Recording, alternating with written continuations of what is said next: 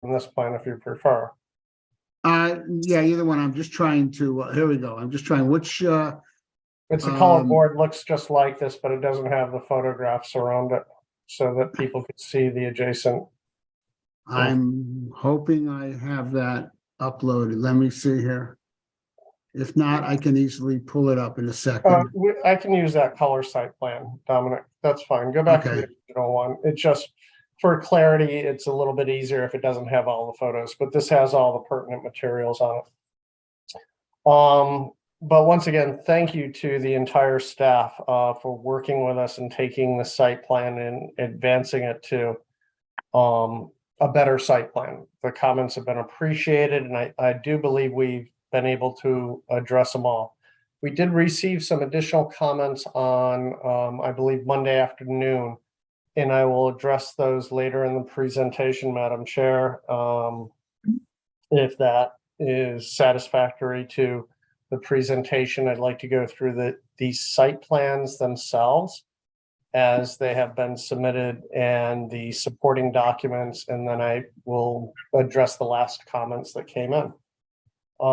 With that, the site, based on comments from the staff, based on comments from the commission at the past two meetings, we've gone back and took a hard look at the design of the overall site. Some major changes that you're seeing here. The plans formally submitted, and Dominic, I don't have control of the cursor, so if you could show where the clubhouse previously existed over on the right hand of the site. The clubhouse was previously in that location, and then buildings 3 and 4 were adjacent to the left. A great comment coming from the staff was to relocate the clubhouse between the buildings, break up the building massing, break up the landscaping, provide a more central location for the community amenity there to improve the overall performance of the site, both from an operational standpoint and an aesthetic standpoint. This took a fair amount of work on our part. We have previously obtained wetland approvals for the site. We have WPCA approvals in place, and fire has reviewed the plans. And so one of our criteria in doing this was not to extend any limits beyond which had been previously approved from the wetlands application, which we have been able to accomplish. We're not increasing the disturbance toward the wetlands or the buffer areas. We did shift the access to the site to the north.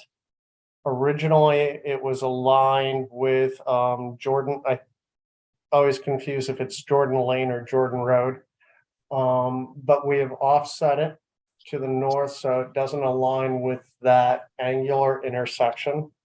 You enter into the site, we have full access around buildings 3 and 4 in the clubhouse. You can circulate around there, exit back out the site without any interference, or similarly, you could go to the upper tier of the site.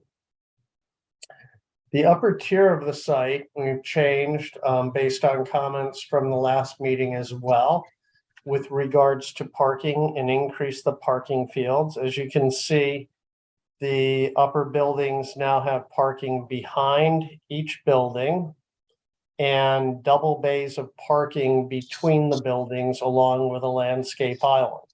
That provides about 150 parking spaces for the upper tier. And there is, 120 spaces for the upper tier.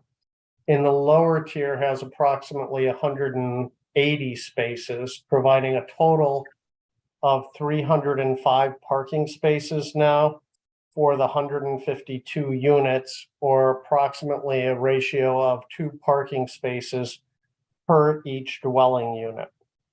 And I think that's more consistent in what was requested by virtually every member of the commission. And we've been able to accommodate that through the design process. In addition, one of the things we looked at very closely and revisited as part of the overall process was to minimize earthwork disturbance and blasting for the site. If you look at the original site plans that were submitted for the upper tier, they had much more extensive retaining walls along the northerly and westerly properties where the neighbors are. We've been able to reduce those dramatically in those areas, which will certainly lead to a much lesser amount of blasting. Will be minimized in this area now at this point. It did result in slightly steeper grades for the drive going from the lower tier to the upper tier, but they're certainly compliant with all aspects of your zoning. Your zoning does allow up to 12% for a burst of 100 feet. And then you have to have less than 10% on either end of it, but we're fully compliant with that. And it's certainly more than adequate and appropriate for a residential area. While I happen to be on this board, I'd like to briefly touch on some of the amenities that are associated with the facility itself. For the clubhouse area, on the bottom left, you can see a sample of what we perceive to be the back of the clubhouse, bottom left, the pool area back there. Typically, we don't engage in designing these areas. They're very detailed, very expensive until we're in a position from a site plan perspective that things are set. Commissioners are pleased, staff are pleased, because changing detailed design for pool areas is very costly, very time consuming. This is typical of the type of amenity that is provided by the developer here. And once we have additional input, we'll proceed to finalize the design for the pool area itself. Similarly, on the bottom right, you can see some of the amenities that are around the pool, fire pits, seating areas, things of that nature. We provide, bicycle racks as we move counterclockwise around for all the facilities to encourage use of bikes within the facility itself, as well as externally. You have Quorum Road neighborhoods that provide great riding experiences. Each of the facilities typically contains a sculpture by the clubhouse that's associated with the facility itself. All the sculptures are unique and provided by artists, as selected by the developer to reflect some element of the community itself.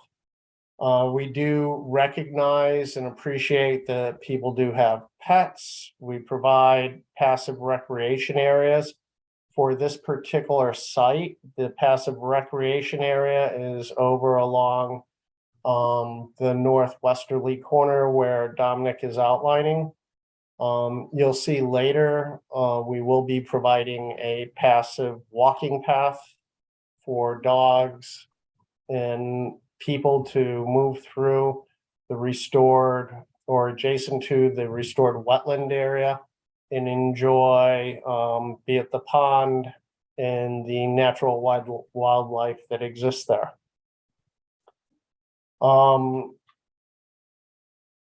If we could move on, Dominic, to the elevations for the site.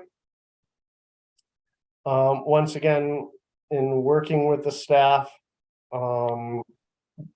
we provided a number of potential building characteristics for the site, showed a number of different types of elevation features.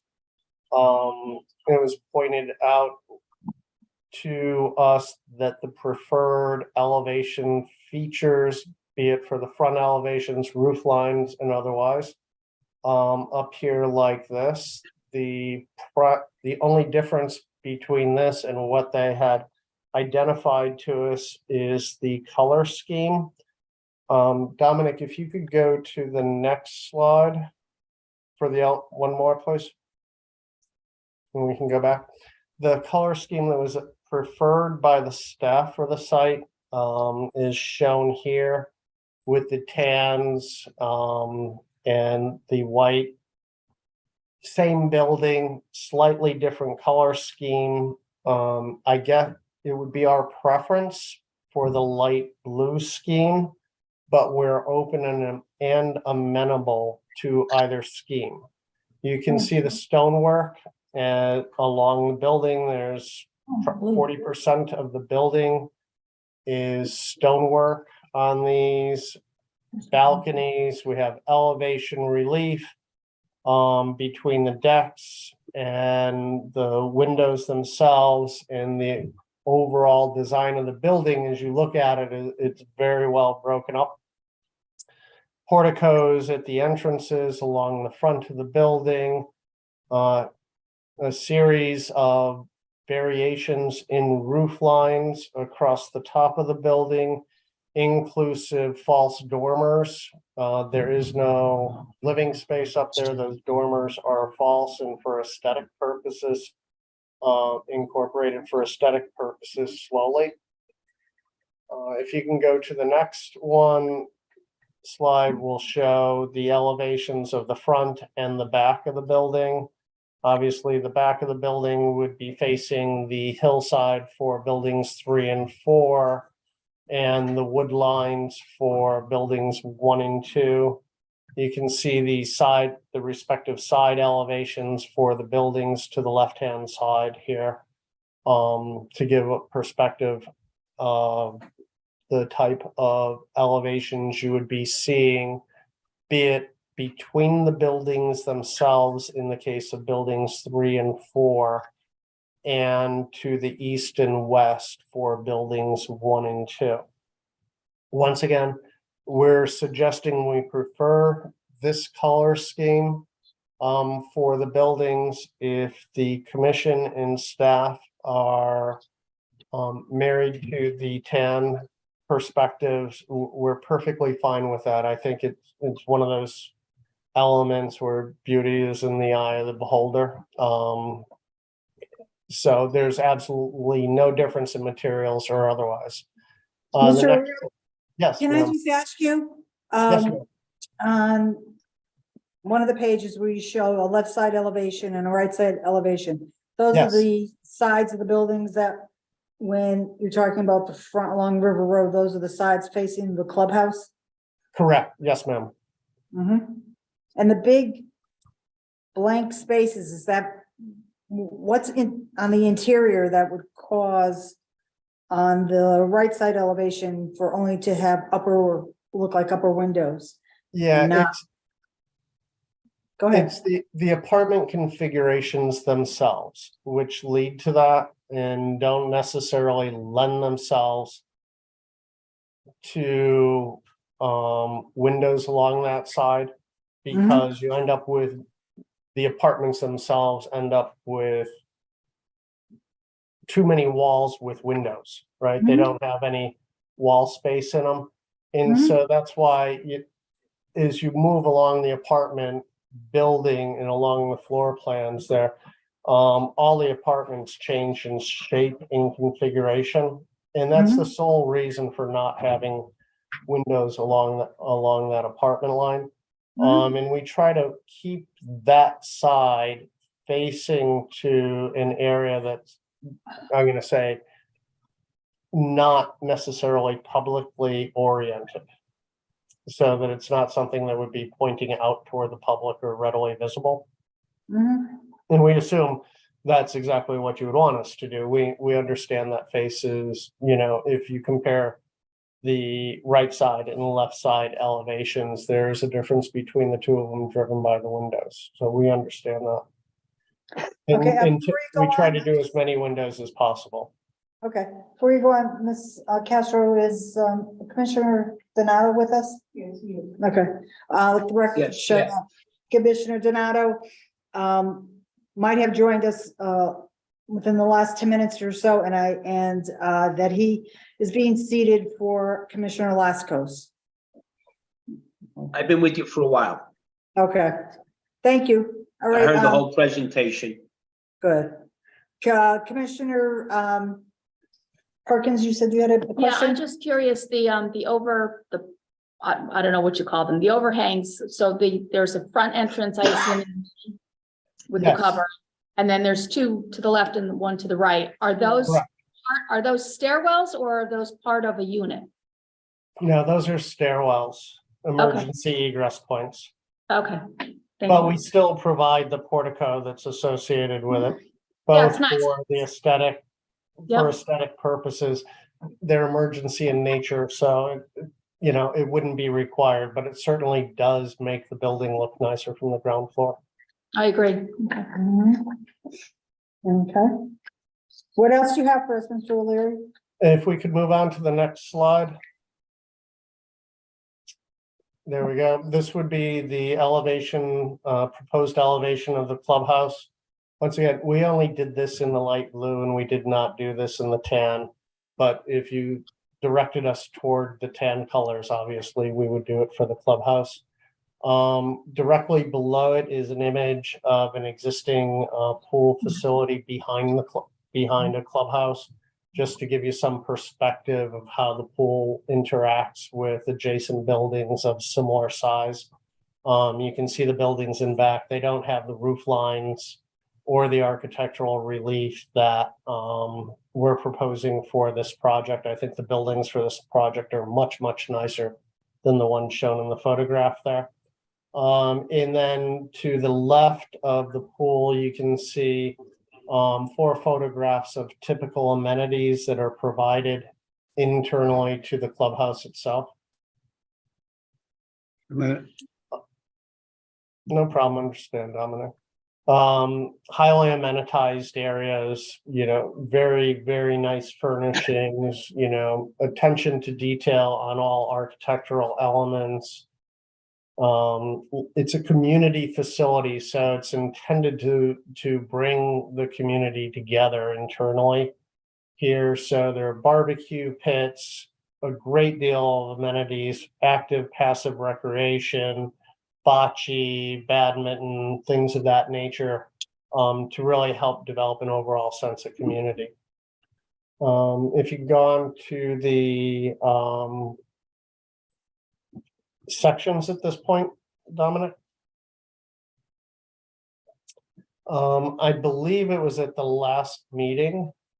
We were requested to develop sections of the buildings relative to River Road and adjacent properties.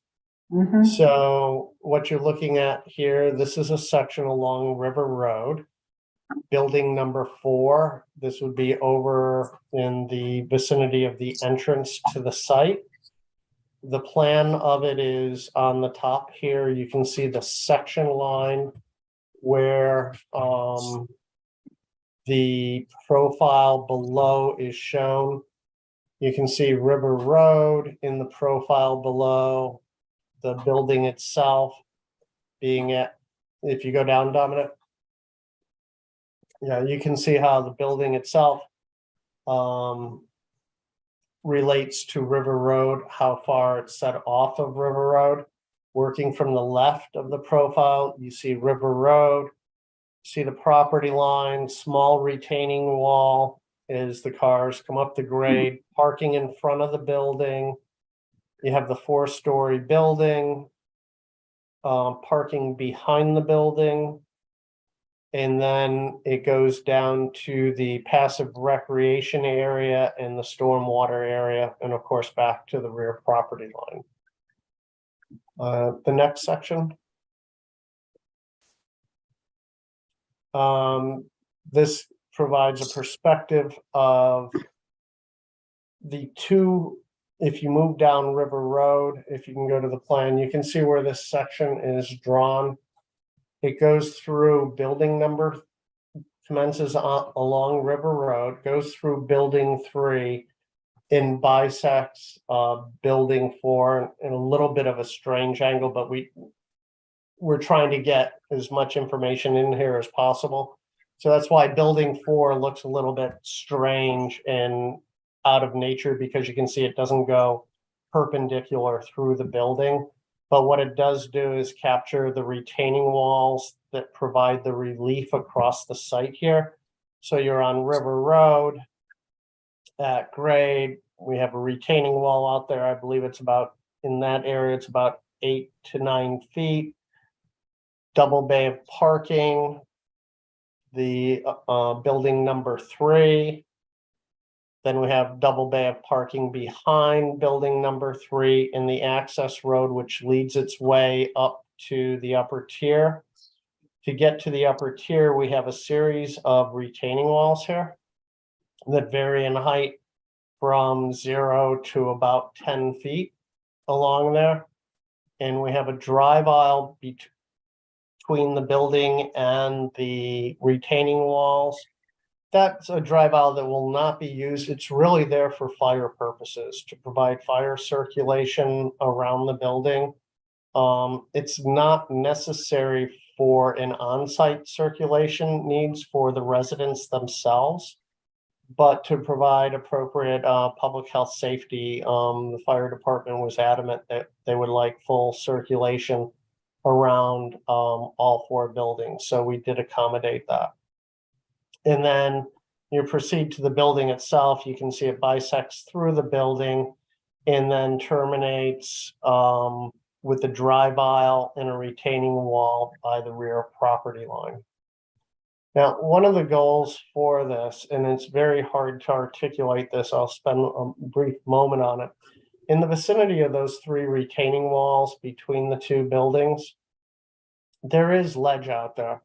And one of the things I certainly have a preference to do when possible is, rather than rip out ledge and blast out ledge, is use the ledge itself for retaining walls. It can be a challenging issue. Shelton is, very familiar with ledge, and you have various types of ledge through Shelton, where you can have very nice formations that are solid basaltic granite type formations, or you can have formations of rock that are schist nice, that are highly friable. It's very hard to uncover that until you're actually out there doing it, and it requires a fair amount of destructive land disturbance to identify the character of the ledge, whether it's stable or not. We show retaining walls at all times because we know that is the safe way and it can be constructed that way. In the event when we go out there and we find that there's very stable ledge, we would come back to you to seek permission to remove the retaining walls and used exposed ledge face. In our opinion, we hope the commission would agree that exposed ledge face, much more natural feature, blends with the surrounding environment. And depending upon the ledge itself, it can really add a great deal of aesthetic value to the project. But we understand we can't depict that today. It can only be done once, the project is in a position where sufficient destructive testing could be done to verify it. And we understand if that were to happen, we would have to come back to you for a site plan modification to remove the walls and use the existing ledge in lieu of the walls. Dominic, next.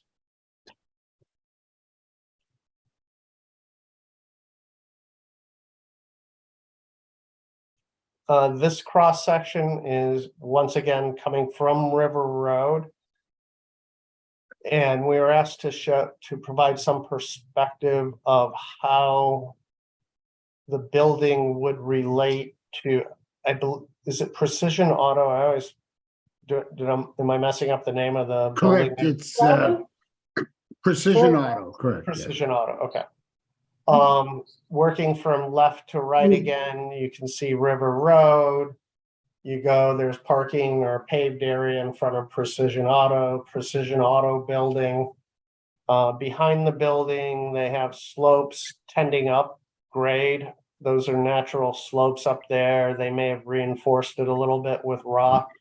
We're matching into their slopes, so we're not cutting into it and we're not filling adjacent to it. We're matching the grade there. In fact, you can see once you're up on our site, it drops down to the roadway there. So we're not doing anything to impact the grades over by Precision Auto.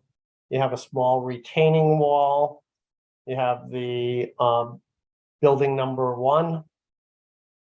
And then you can see as you go through the section line beyond the building, it goes through some parking, through the drive aisle to the rear property line and blends in. If the commissioners and staff remember, I think on the original plans, we probably had about a 12-foot retaining wall back there where it blended into the property line. And we've been able to eliminate that in part with the assistance of the comments from the staff. So we think this fits much better in character overall with the surrounding community and our neighbors. The next section, Dominic, which I believe it should.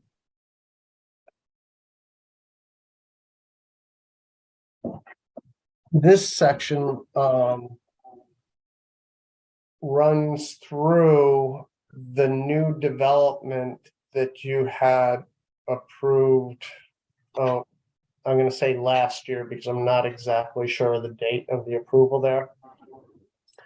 You can see Petromont Lane as it intersects River Road.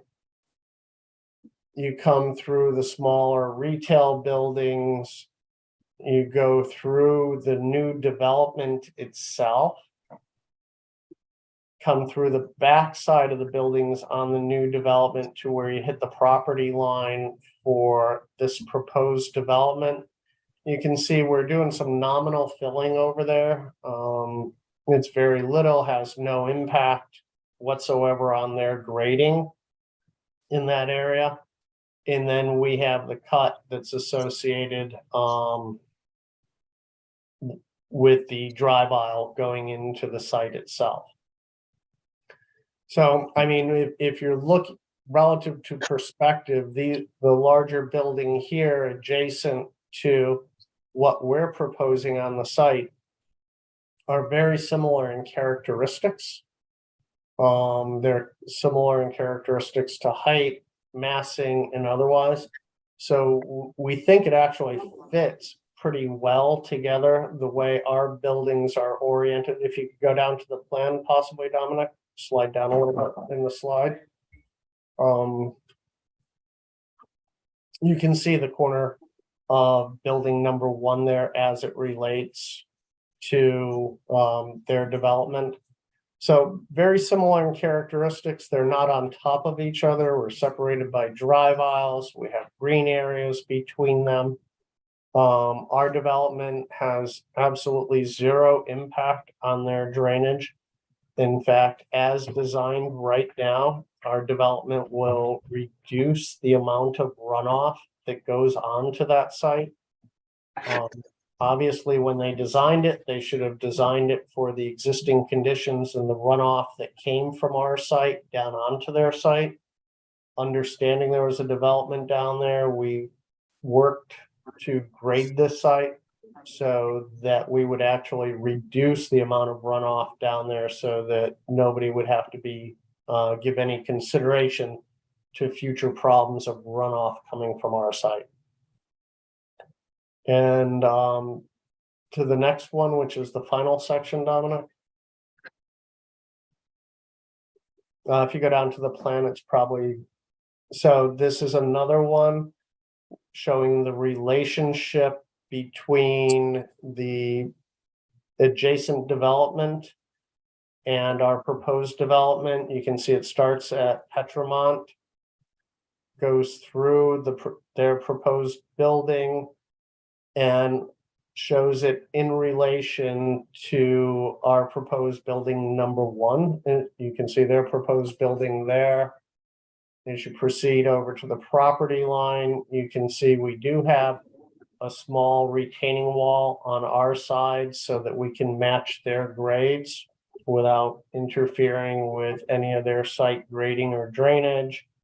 We have our double bay of parking and then our building number 1 there. And we did not continue that profile out to the property line. We just ran out of paper space here. But it actually goes through, if you think about the orientation of the site, from there it goes through 4 bays of parking onto building number 2 and then over to the property line.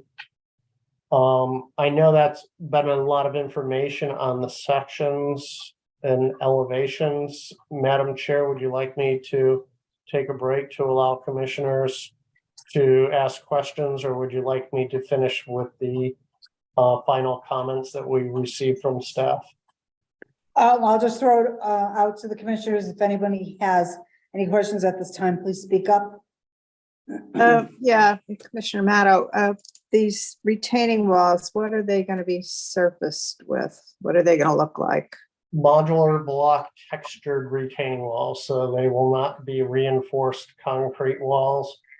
Yeah, the surface finishing of them, you know, varies whether you're using keystone, Versalock, and it will in part depend, the color finishing of them would depend upon the color selection. If the commission weighs in on the color of the tan versus the blue, if we were using the blue buildings, we'd probably use a natural textured finish concrete color block. If you're using the tan buildings, we'd probably use some form of colored modular block, be it tan or something to accent the building. But it will not be traditional concrete. It'll all be modular textured concrete block. Yeah, I kind of like to see a visual of that because I'm not familiar with Okay. that. Absolutely. Yeah, I'm just going to weigh in on the color. I very much prefer the gray and blue appearance, and I think it blends better with the natural stone in the area. And plus, I just like it better, but I'm just going to throw that out there. I think it blends better with the natural ledge and the stone throughout the tent. Did you say the gray and the blue, Commissioner Amato? Yeah. Yes. Yeah. Okay. Yeah, I'm just kind of curious, now that you brought it up, what staff, it sounds like this was a staff recommendation, why it was recommended to be the beige over the blue? Because I also prefer the blue and gray over the beige, especially being close to River Road. You know, you get, you know, dirt from the roadway. I think it'd be much more Easier to find. yeah, less noticeable on the gray and blue than it would be on a tan. So I'm just curious what staff was thinking in terms of that. I guess it's more. he's referring to his staff, not our staff. Who's Actually, in I the don't- staff meeting, Yeah, I think the issue is when asked to show various types of buildings, it's Attorney Thomas speaking, obviously, when asked to show various types of buildings and various types of architecture during a staff session back in the fall, we showed, Patrick showed several types of architecture, and the one that appealed to the staff the most was an architecture similar to what you saw, but the buildings happened to be tan. Attorney Thomas, what staff are you referring to? I'm referring to your staff. What I'm saying to you is, I think that the staff was looking at the architecture that we were presenting, color.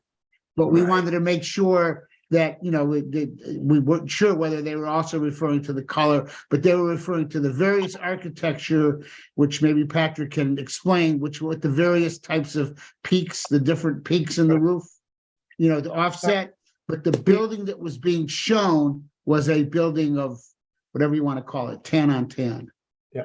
we provided, I think, 8 different architectural themes for the area, ranging from something modern to something very colonial and alternatives in between. And the architectural format or theme relative to the building shape itself was identified. The the building that was identified happened to be tan.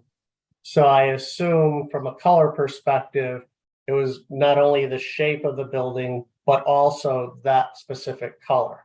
So that's Got it. why we emulated the color, we emulated the building exactly.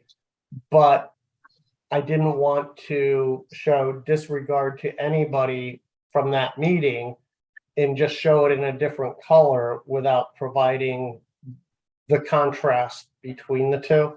Like I said, we're fine with either scheme, but we would prefer, I'll call it the blue-gray scheme, and we do think it fits in character with, the river, the natural bedrock formations out there and otherwise, so. Well, I won't speak for everybody, but I think you've heard from 2 commissioners so far that prefer the blue, so. This is Commissioner Donato. Can I ask a question or am I an alternate tonight? You're seated for Commissioner Lascos. You can definitely participate. Okay, so Patrick, my question is, we're talking about colors here. How much does a lighter color compared to the darker color become more energy efficient? Good question. Across the board, I'd be less concerned about the color than the materials themselves, right? From an energy efficiency standpoint, when you're looking at, both colors, the tan and the blue-gray, they're somewhat natural colors there. So you're not looking at very, very dark buildings absorbing a great deal of sunlight. And similarly, you're not looking at something that's glass that's going to be reflecting the sunlight and heat. These buildings, of greatest importance when we're talking energy efficiency on these buildings is truly the building materials and the insulation that drives them as opposed to the color. I hope that answered your question. Yes. Okay. That answered it, yes. Well, just continuing along energy, was there anything looked at with the orientation of the buildings for rooftop solar panels?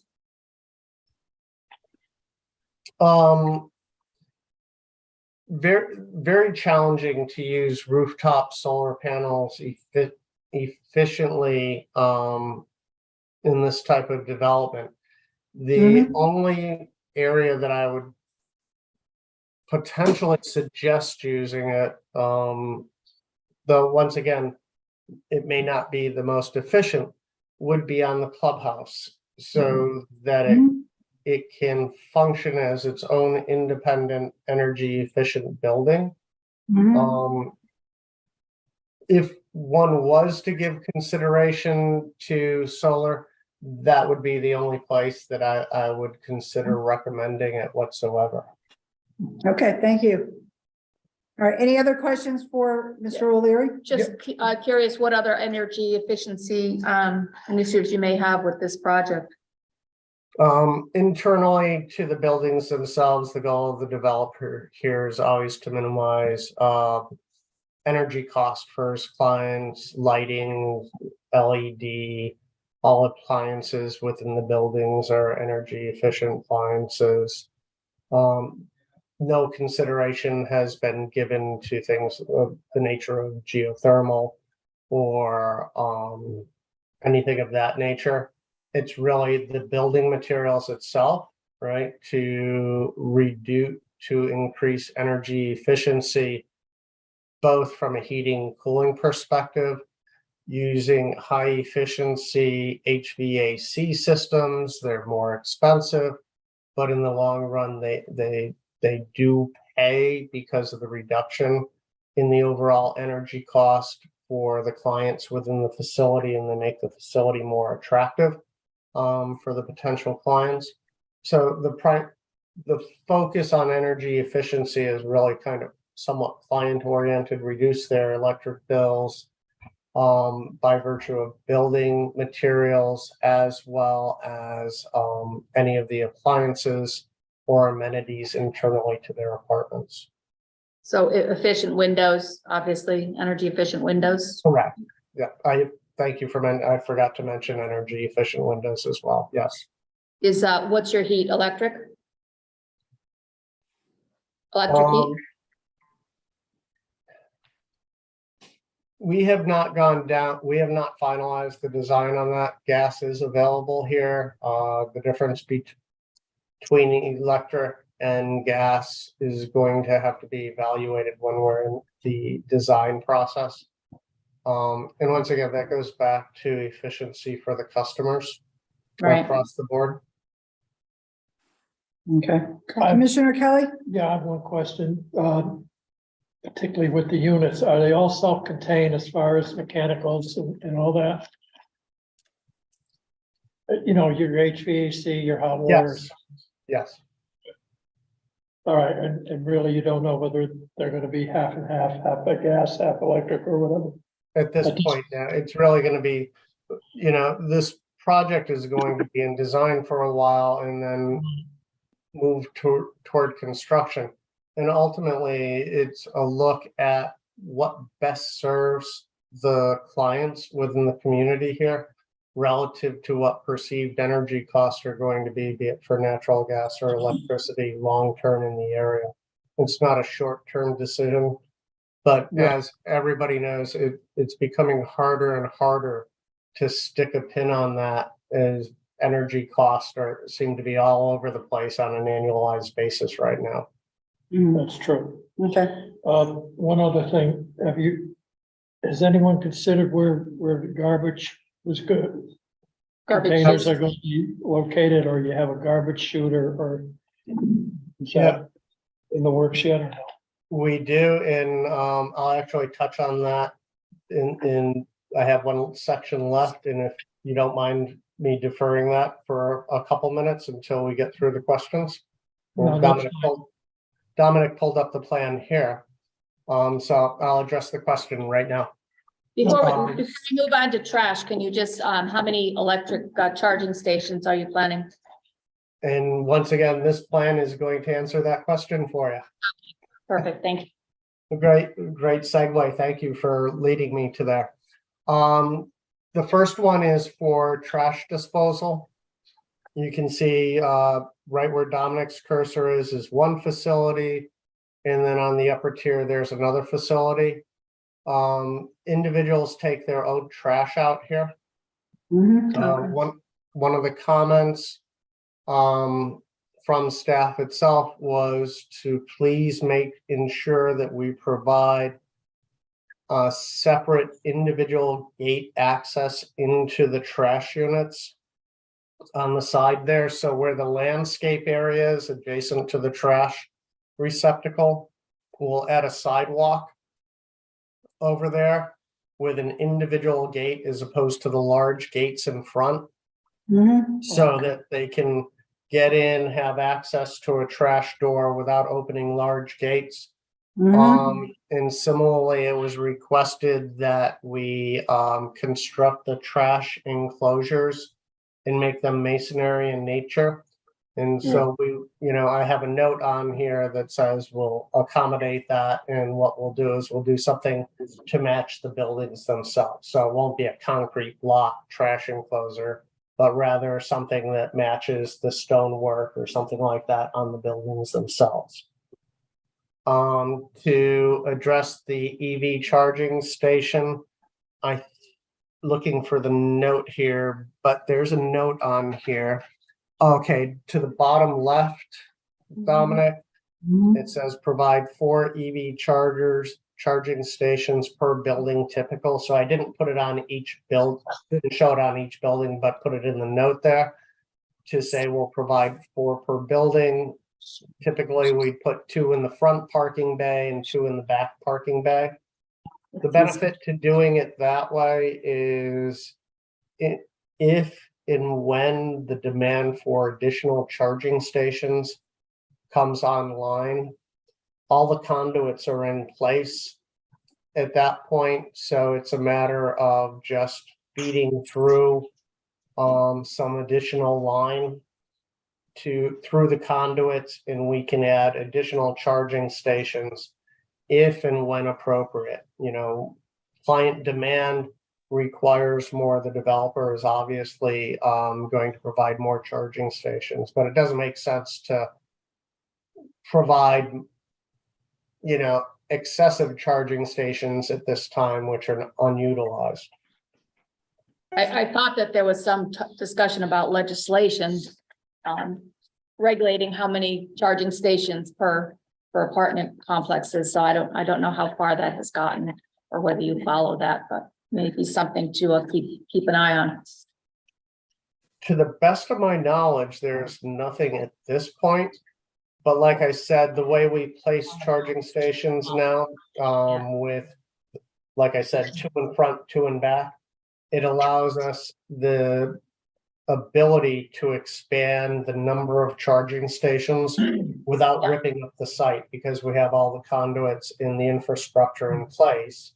And it's a matter of just pushing a little more line through the conduits and adding another charging station, or, however many charging stations in the grassed area. Okay. While I'm at it, additional comments that came through.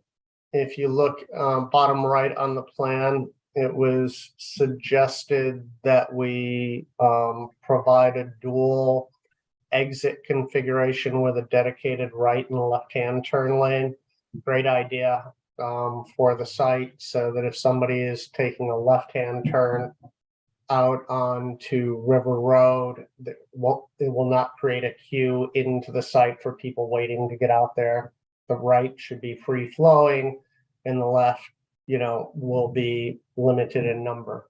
We're going to remove the light poles that are shown between the parking area and the retaining wall, and we're going to move all those into landscape islands so that they're not too close to the curb lines. When cars park there, they won't touch into the light pole or anything. Once again, very detailed, but very good comment.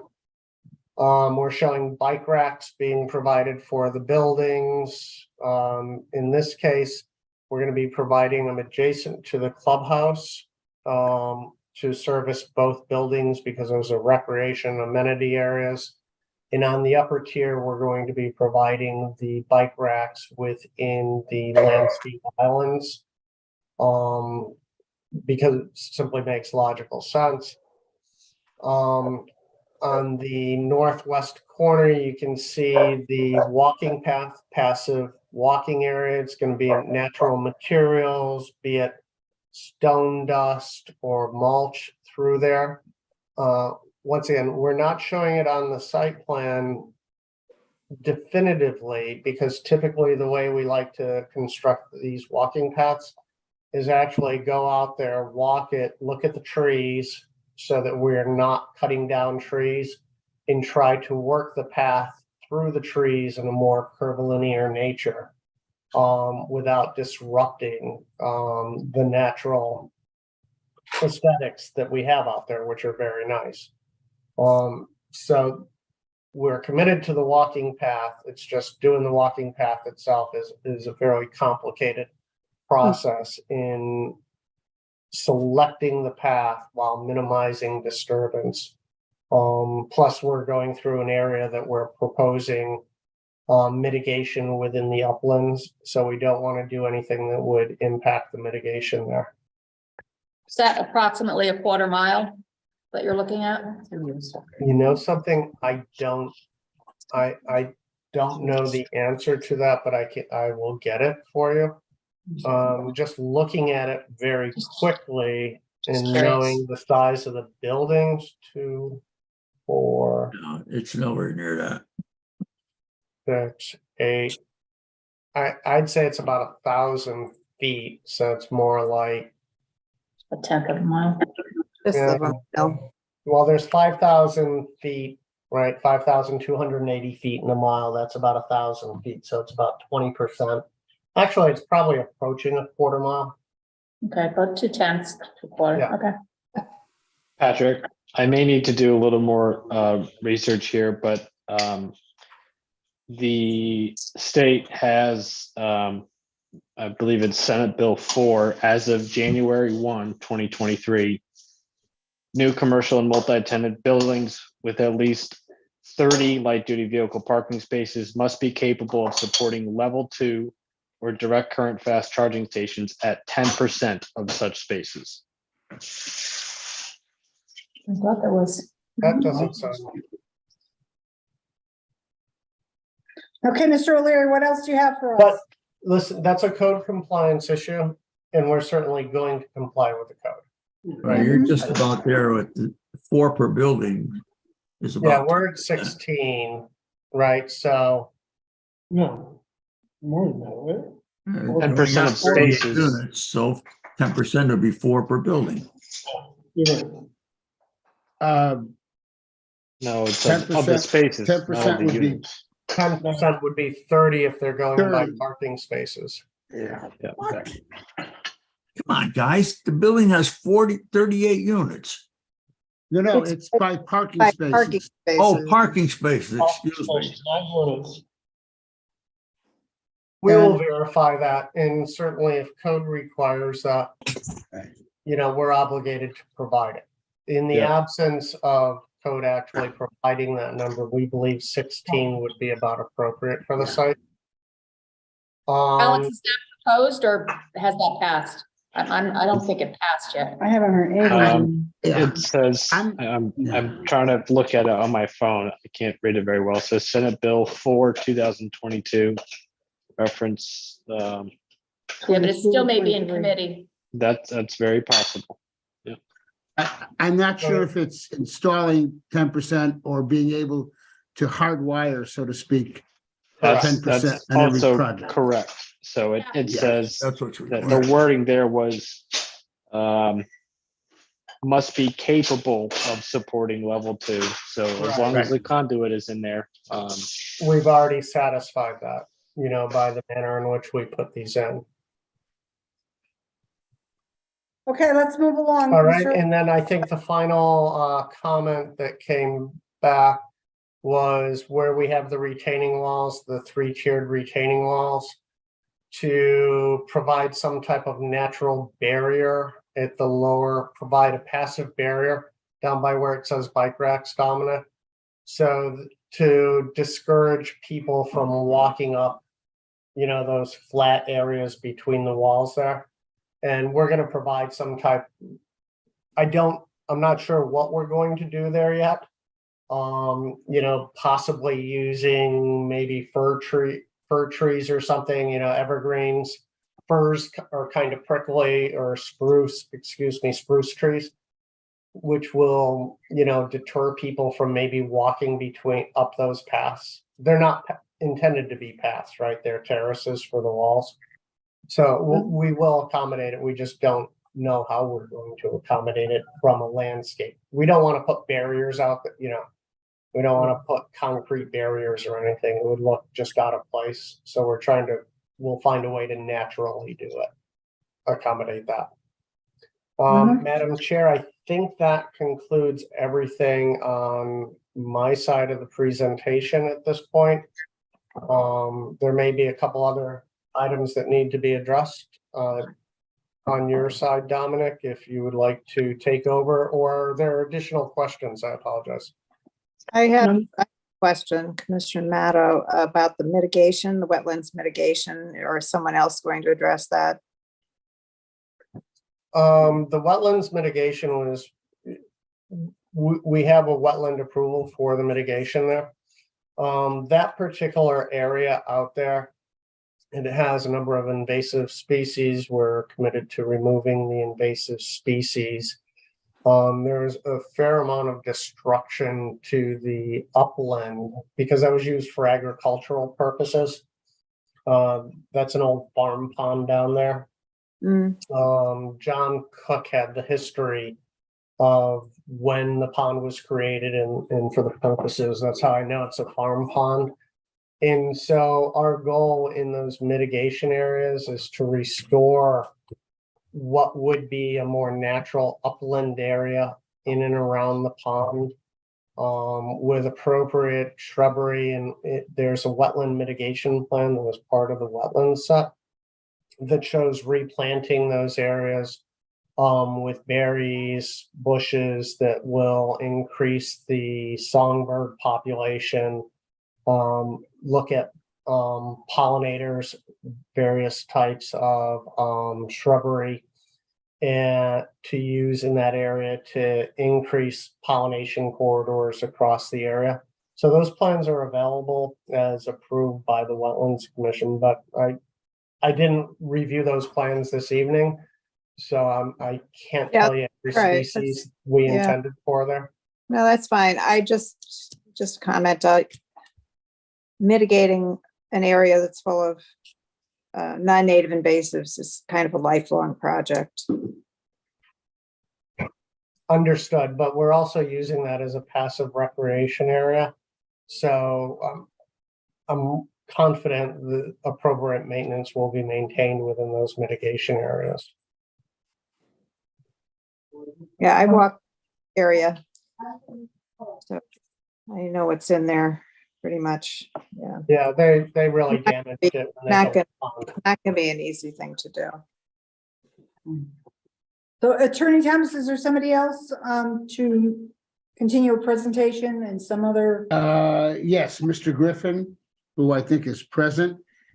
He could discuss the letter that was presented, and he could discuss the with respect to the issue of the set aside. He can discuss the expenses that are related to this project, and especially the public improvements besides the mitigation, which is a substantial expense. I think Mr. Griffin is there present. Yes, yes. Yes, he is. You want to come up to the chair over here, Mr. Griffin? You may, You can come up to Yeah. the chair rather than the Mr. podium, Griffin, come on up to the table and pull a seat. because you'll be on camera from the owl. Okay. I don't like being on camera. So identify yourself for the record. Bill Griffin, 137 Farm Mill Street. Okay. B-Wiz is our company. Mhm. And a few things I'd like to say, that I want you to understand that we already have wetlands approval. We have WPCA approval. The fire marshal approved it last week. He changed the project on us because he didn't like the way the buildings were circulating. He couldn't get around them. So he changed the buildings completely on top, especially on top. He was very happy with that. You have a letter to that effect from him. Okay. Okay. And I submitted a letter to you tonight, and I would love to read that into the record. Go ahead. I brought an expert with me to read this and explain it to everybody. This is good for you guys and for me too. Is that okay? Well, why do you need somebody else to read it? What is, Because it's very complicated. okay. Okay? I'll take your word for it. Come on Well, up. you could just join up at the table. Yes, sir. And just, sir, you need to identify yourself for the record. Yes, Howard Rappaport, Continental Global Ventures. Okay. And have a seat. We have a letter. A copy of the letters, I think you have. This is very important for both the city of Sheldon and myself as far as the housing goes. Okay. Thank you for your time today. My name is Howard Rappaport with Continental Global Ventures. We are developers throughout the state, including the Merck development at Bridgeport Avenue. This is addressed to the Planning and Zoning Commission. Ladies and gentlemen, it is my understanding that the city of Shelton is currently drafting its affordable housing plan. We recognize, of course, that the production of affordable housing is an important objective in order for municipalities to encourage different housing opportunities for a wide variety of prospective residents. The purpose of this very brief letter is to provide you with our perspective as an experienced developer of multifamily rental housing throughout the state of Connecticut. For context, within the past year, we have obtained zoning approvals in the nearby municipalities of Milford for development at 589 Bridgeport Avenue and Monroe for development at 127 Main Street. We also recently obtained approvals in West Hartford for development at 950 Troutbrook Drive. The Milford development will have a total of 192 dwelling units. The Monroe development will have a total of 196 dwelling units. And the West Hartford development will have a total of 172 dwelling units. Set forth below are the inclusionary affordable units approved and required in each of these developments. There's 10% affordability requirement in the Milford development, a 10% affordability requirement in the Monroe development, and a 5% affordability requirement in the West Hartford development. In order to start any new development project, the development project must be financeable with a construction lender. The construction lender reviews the projected operating income for the proposed project in comparison to the projected overall costs as well as the operating expenses. The imposition of an affordable housing set aside has a direct impact on the financeability and viability of any project, as the construction costs of the affordable dwelling units are no different than the construction costs of the market rate dwelling units. The income differential between the affordable housing dwelling units and the market rate dwelling units substantially impacts the financials and can make a proposed project unfinanceable. And I'm going to go into some specifics here in the letter, which are hard to read. I can read them, but it's better to see them. But Yeah. in Shelton, the monthly differential between the rents for 60% AMI affordable dwelling units and the 80% AMI affordable dwelling units and the market rate dwelling units is projected to be as follows. The first chart, for anyone who's not reading along, shows the differential of the 60% AMI units versus the market rate units. So for a one bedroom, it is $1,396 per unit differential, which works out to $16,752 per unit differential for a one bedroom. Again, that's projecting the statutory AMI after the utility allowance to what the projected rents are in Shelton today for market rate units. And on a two bedroom at 60%, the differential is projected to be $1,531 per unit per month in differential, which works out to $18,372 per annum differential.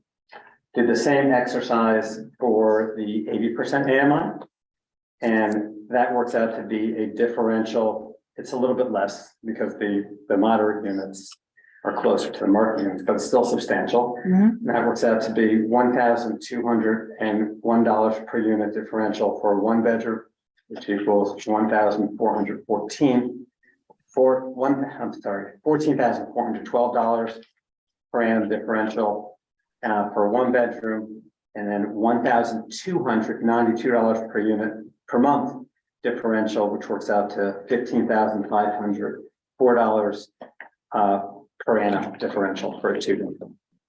Reading again from the letter. Construction lenders calculate their value projections by using what is called a multiple of the yearly income, which in the Connecticut submarket is usually a multiple of approximately 20 for suburban new multifamily rental construction. This is established by appraisers for the lenders.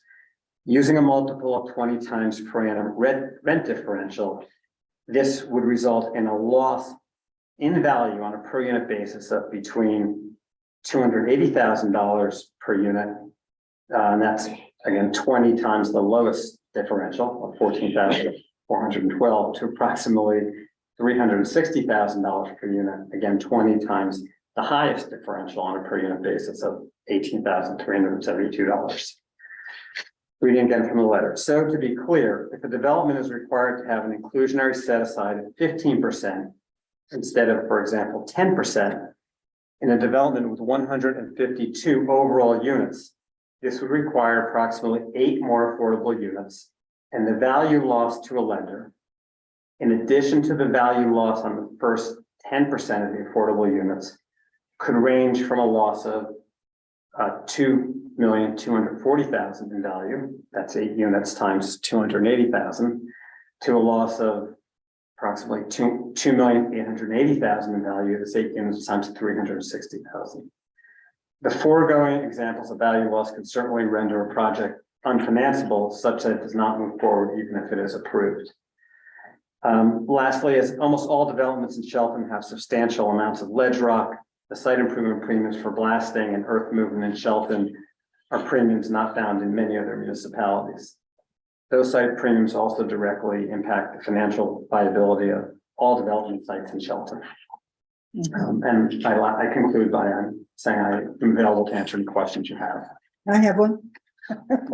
Maybe more than one, I can imagine. I'm sure. I've got a few. So when you're looking at how many units you have and what your rent is going to be for 1 bedroom, 2 bedroom, Sure. whatever, Yep, you don't take the approach of, okay, I can only get X number of dollars for the affordable.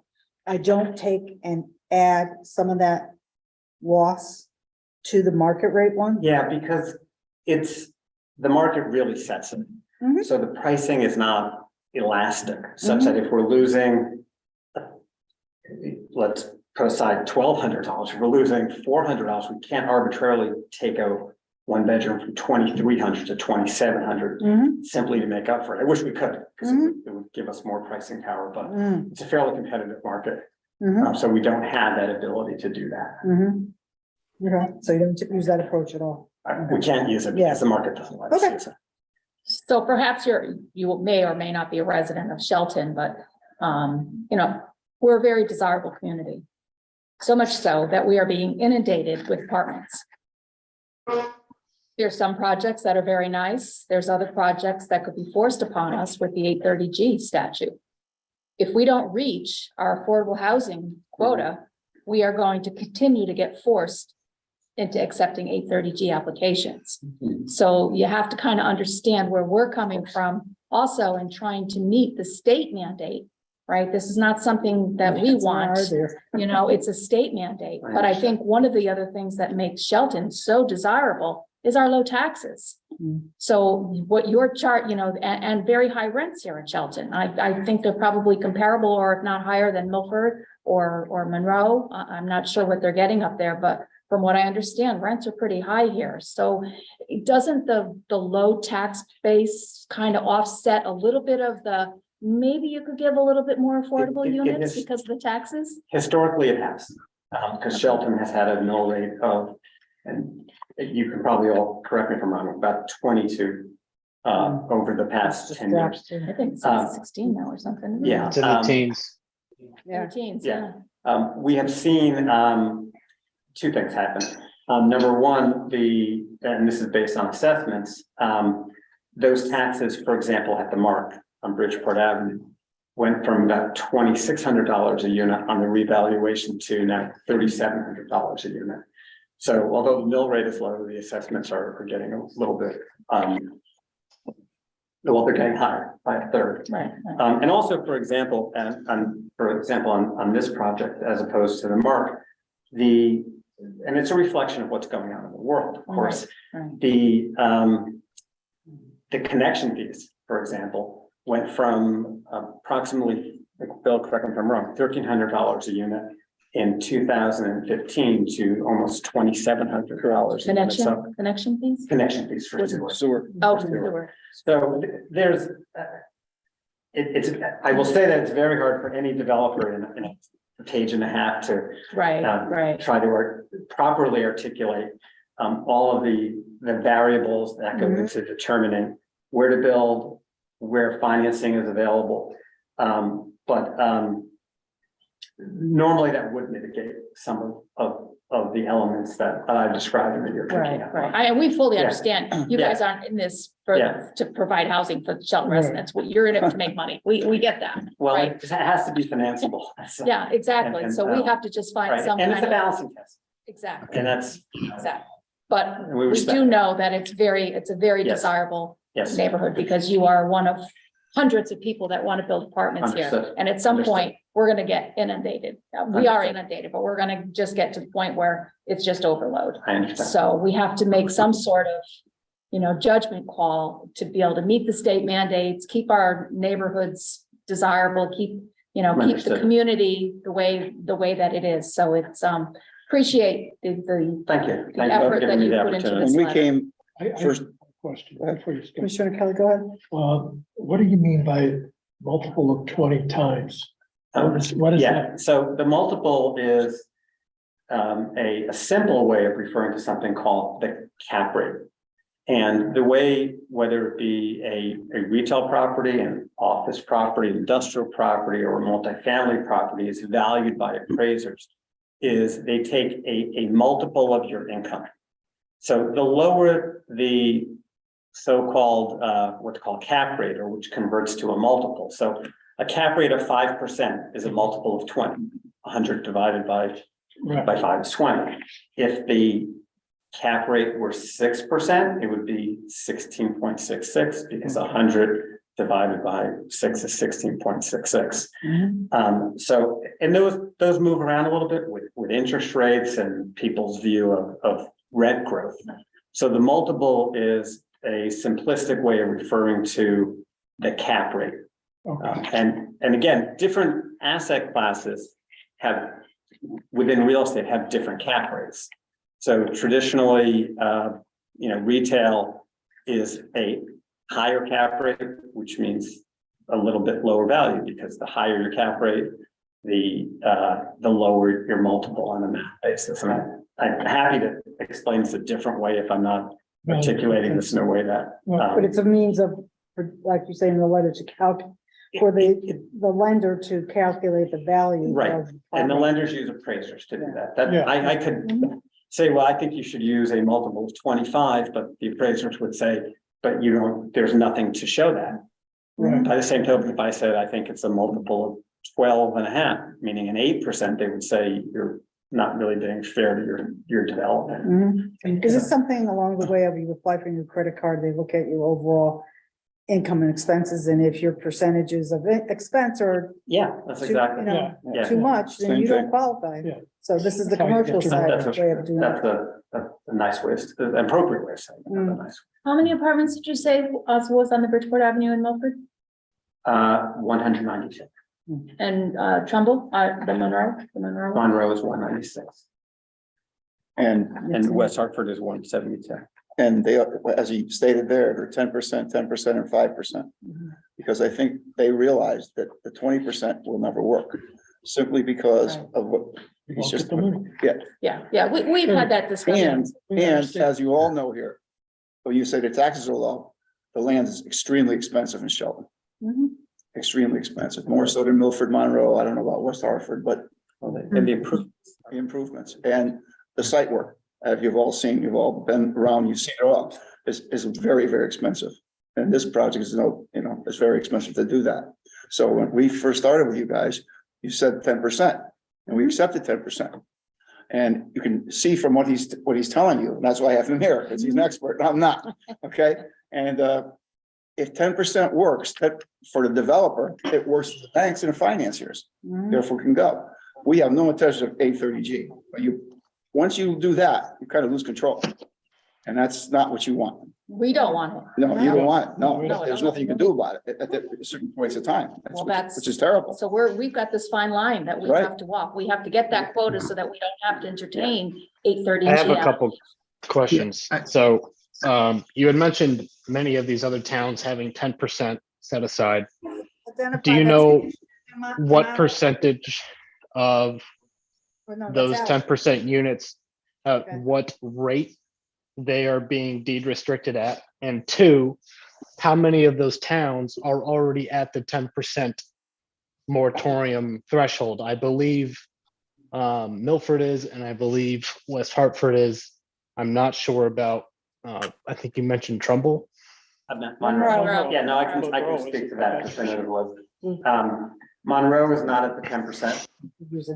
Milford is at the 10%, but their 10% is expiring on August 4th. West Hartford is not at the 10%. They're not. At the 10%. Milford and Monroe, it's half at 50%, half at 60%, half at 80%. And West Hartford is all at 80%. Yeah.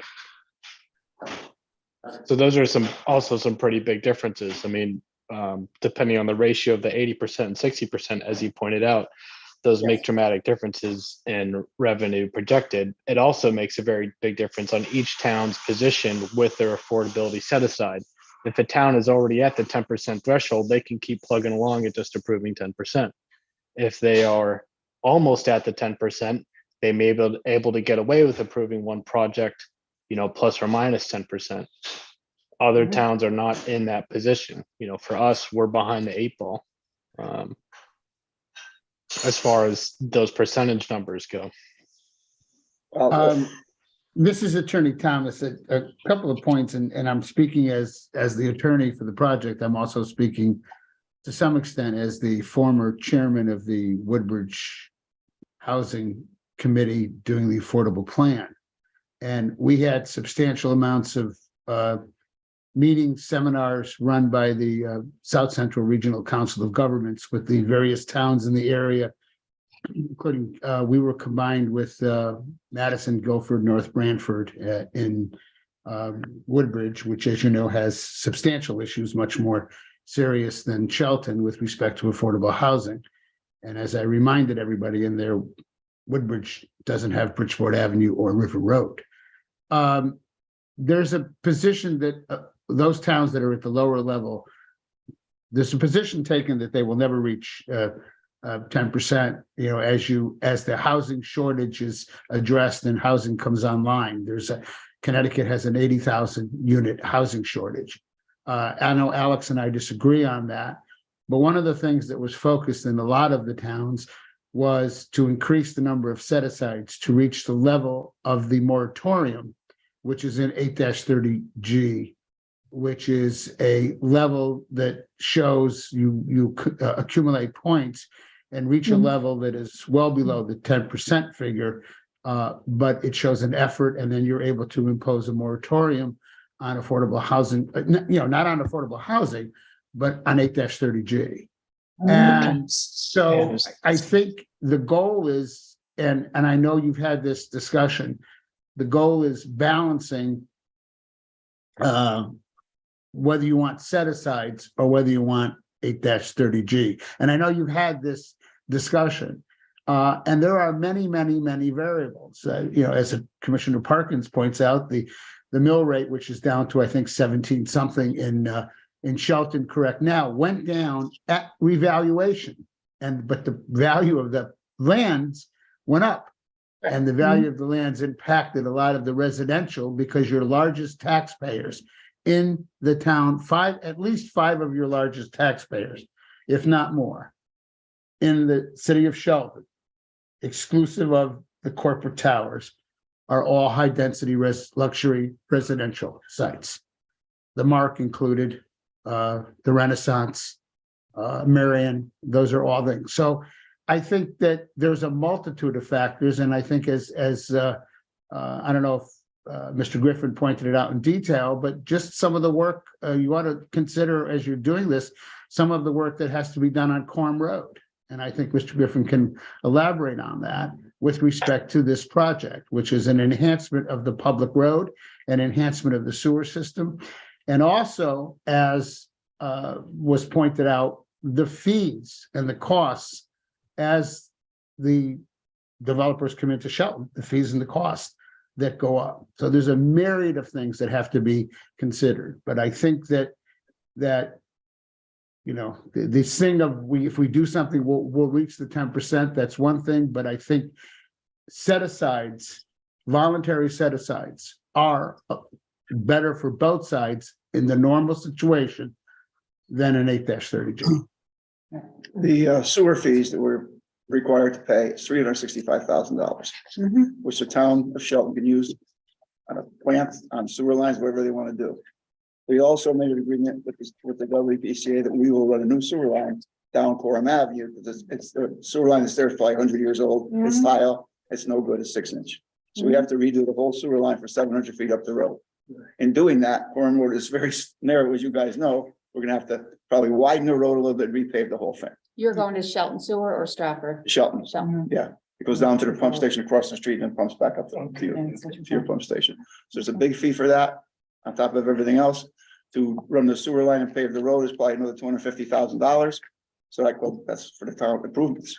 So, Yeah, it's not a slam dunk, that's for sure. No, it's not. There's a lot of factors, and we realize that. You may or may not be following the plan that we're Right. required to put in, and we've been working on that, and we realize that it's not a cookie cutter. We can't just come up, but again, the plan is a guide document. It's not a Correct. regulation. right. So Right.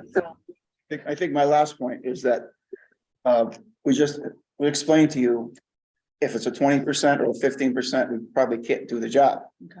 And we can do the job at 10%. We're happy to give you whatever the units are, 10%, what's like 15, 16 units. That's towards your quota. Okay. And we have a nice project there. It's gonna be, the people are gonna love it. It's on a state highway, which is a good thing, I think, my personal opinion. And we want to go forward with it. Could I mention just one other thing? Your task is very difficult as stakeholders in the town to do this balancing test. And Mhm. I appreciate it. I'm not sitting in your chair, but I can't imagine how you balance it. Well, actually, she's. It's not easy. And we recognize it's not easy. Yeah. But one thing you want to be mindful of is you can impose any set aside that discretion, but you want the projects to be able to go forward Sure. so that the units get built and the affordable housing units get built. So I just be mindful of that. And the other thing I would say is, and I think we've demonstrated this, we are committed to building a project that the stakeholders will be really proud of. Mhm. We've done it in the past. We've done everything we say we're going to do in this city. We're good corporate owners, and we intend to build another project that we think will be a Class A community that the city can be proud of. I was just gonna say, just because no one else has asked, does reducing the overall unit count work at all? The common person may just not understand this. Well, where's the trade-offs?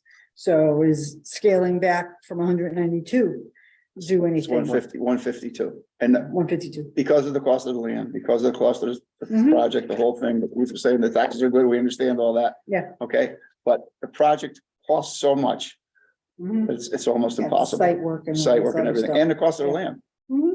I was dealing with 3 young ladies that owned the property prior to this, and one of them was very, very tough, and it was a farmland. They were raised on that farm. I guess they went Right. across the street to the river years and years ago. And she was animate about what she wanted for the property and what it should be and the whole deal. And so it was a very tough situation. So with the 10% that you're proposing, is that at the 80 or the 60, or is it half? To the 80, At the 80? 80. Mhm. Okay. Yep. So So- we get less points for the 80 than we get for the 60. Oh, okay. Is that true? Yes. I never heard that. So no one- Attorney Thomas, is there anything further from your end? Nothing further, nothing further for this presentation. Mhm. Okay, well, I don't see it, possible to do anything else but to continue the public hearing. So, if there's no other questions from any of the commissioners here, either in the auditorium or remotely, What else are we waiting for in terms of keeping the hearing open? well, it's a matter of, we have gotten new material. So I don't want to catch ourselves and not be able to, be able to talk to the applicant. So, Jane? yes, go ahead. I had a discussion with the applicants about my concern for the fact that each of these units, each of these buildings has one principal entrance in the front. And yet the parking is distributed all around the building. And I had some concern about whether or not there should be some sort of a rear entrance to minimize the walking distance of a lot of the residents. And it was, it would require modification of the architectural drawings, and especially on the ground floor level, in order to be able to create the entryway and the corridor connection to get to the elevator area, et cetera. What does the commission want to express a concern, or do you want to ask the applicant to speak about it, or what? To tell you the truth, Mr. Panico, there's been so much information shared with us this evening with revised site plans. I personally wouldn't be comfortable about approaching that right at this time. I do think it's something that needs to be discussed though, Yeah. because Yeah, I but think what you're gonna find is if people are in that situation, rather than walking, they're gonna start parking in the front of the building, even though they're not supposed to, and it may be a fire lane, because Yep. people just don't abide by rules. After Mr. goes, No, there is parking in front and back. There is parking in front and back. No, Yeah, there's it's parking, not- there's no entrance. Yeah. There's no so entrance there's in the no back. entrance in the back. Right. Eliminating, so. The But you have people to- who park in the back will be healthier because they have to walk No, around to you're the front of the building. That's it. You're not gonna convince me of that one, Attorney Thomas, sorry. Are you gonna try and sell us a bridge? Yes, the applicant said he's working on that, so. Okay. Yeah. All right, I'd like to move along, and one of the things that I do have to ask, if there's anybody here in the auditorium that wanted to make any comment on this particular application. Okay, Ms. Castro, is there anyone from the public participating by Zoom or by phone that has indicated they'd like to comment? No. Okay. So if there is anyone participating remotely, this is your time to use Zoom's raise your hand feature or dial *9 on your phone to be identified. All right, so no comments from the members of the public. And no final comments. So is there a motion? I'll make a motion to continue the hearing. Okay, there's a motion from Commissioner Parkins to continue the public hearing, seconded by Commissioner Kelly. Any discussion? Okay, so on the motion, I'll do a roll call. Commissioner Tiki? Aye. Commissioner Motto? Aye. Commissioner Donato? Aye. Commissioner Kelly? Aye. Commissioner Parkins? Aye. And chair votes aye. Motion has passed 6-0. All right, thank you, gentlemen. The continuation of the public hearing will be scheduled for. Thank you. Feel to be free on the to, there agenda will and be a welcome public to the hearing meeting. on our plan as well, so feel free to, When is Yeah, that put gonna happen? input. Well, we're gonna be Oh, some okay. discussion. Well, we're gonna tonight. discuss it tonight, but it has to go before the Board of Aldermen. Oh, They're the okay, ones okay. that'll have the hearing on. Okay, thank you very much. Thank you. Progress.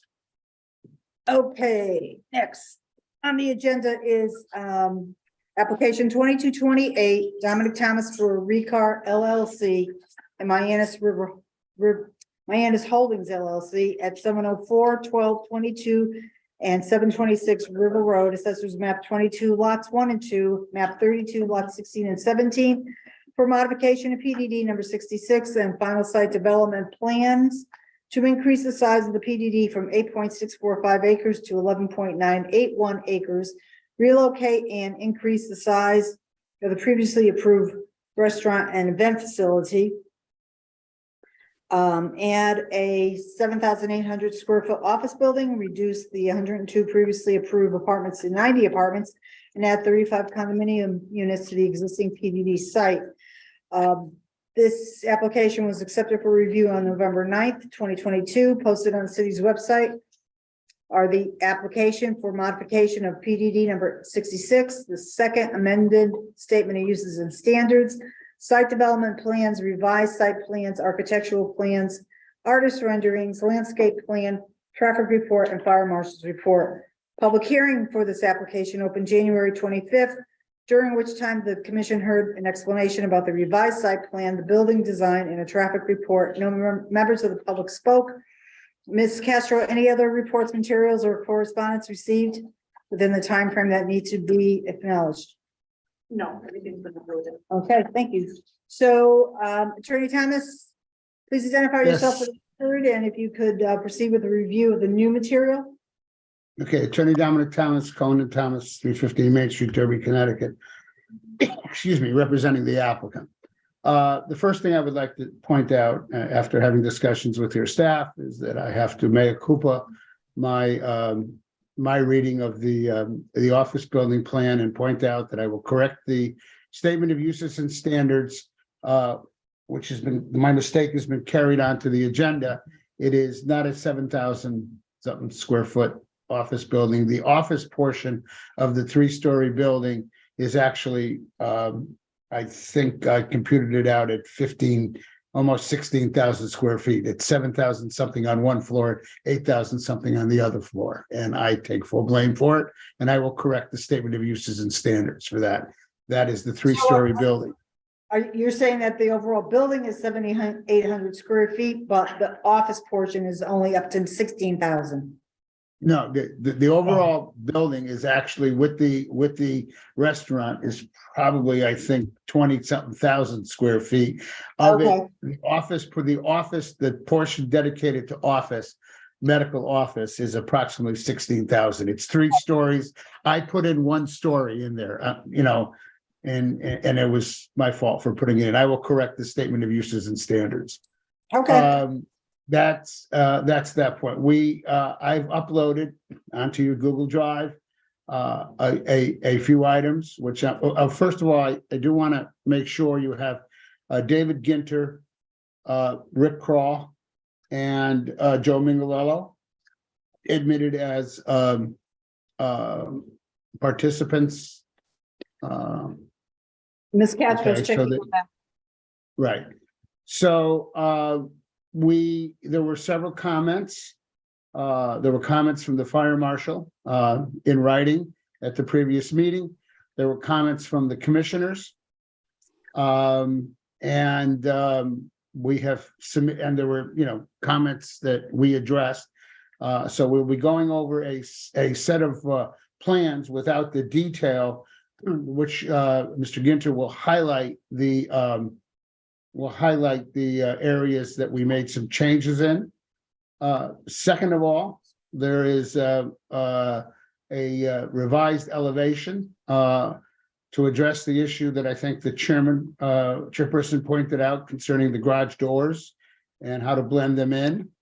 And there is also a proposed alternate revision to the entrance to the restaurant office building, which was discussed. You'll also see a photograph that will help Mr. Crawl explain the discussion that took place concerning the processed stone walkway around the building. There have also been communications that you received that were forwarded on to me. There were email communications from Iroquois Gas concerning the impact of this on the Iroquois Gas easement.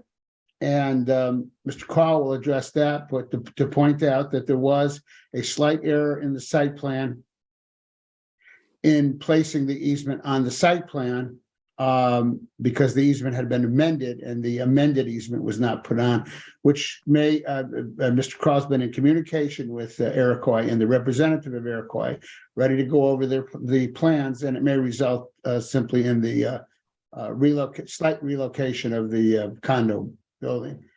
I'll return to the issue of the site costs and everything like that. And I know after the meeting, through your staff, the issue of affordability has been raised, and I have a certain position with respect to that, but I'll wait and address that after the presentation. So with that, I think we'll go to David Ginter to review the site plan. David, do you want me to screen share, or do you want a screen share? Either way is fine.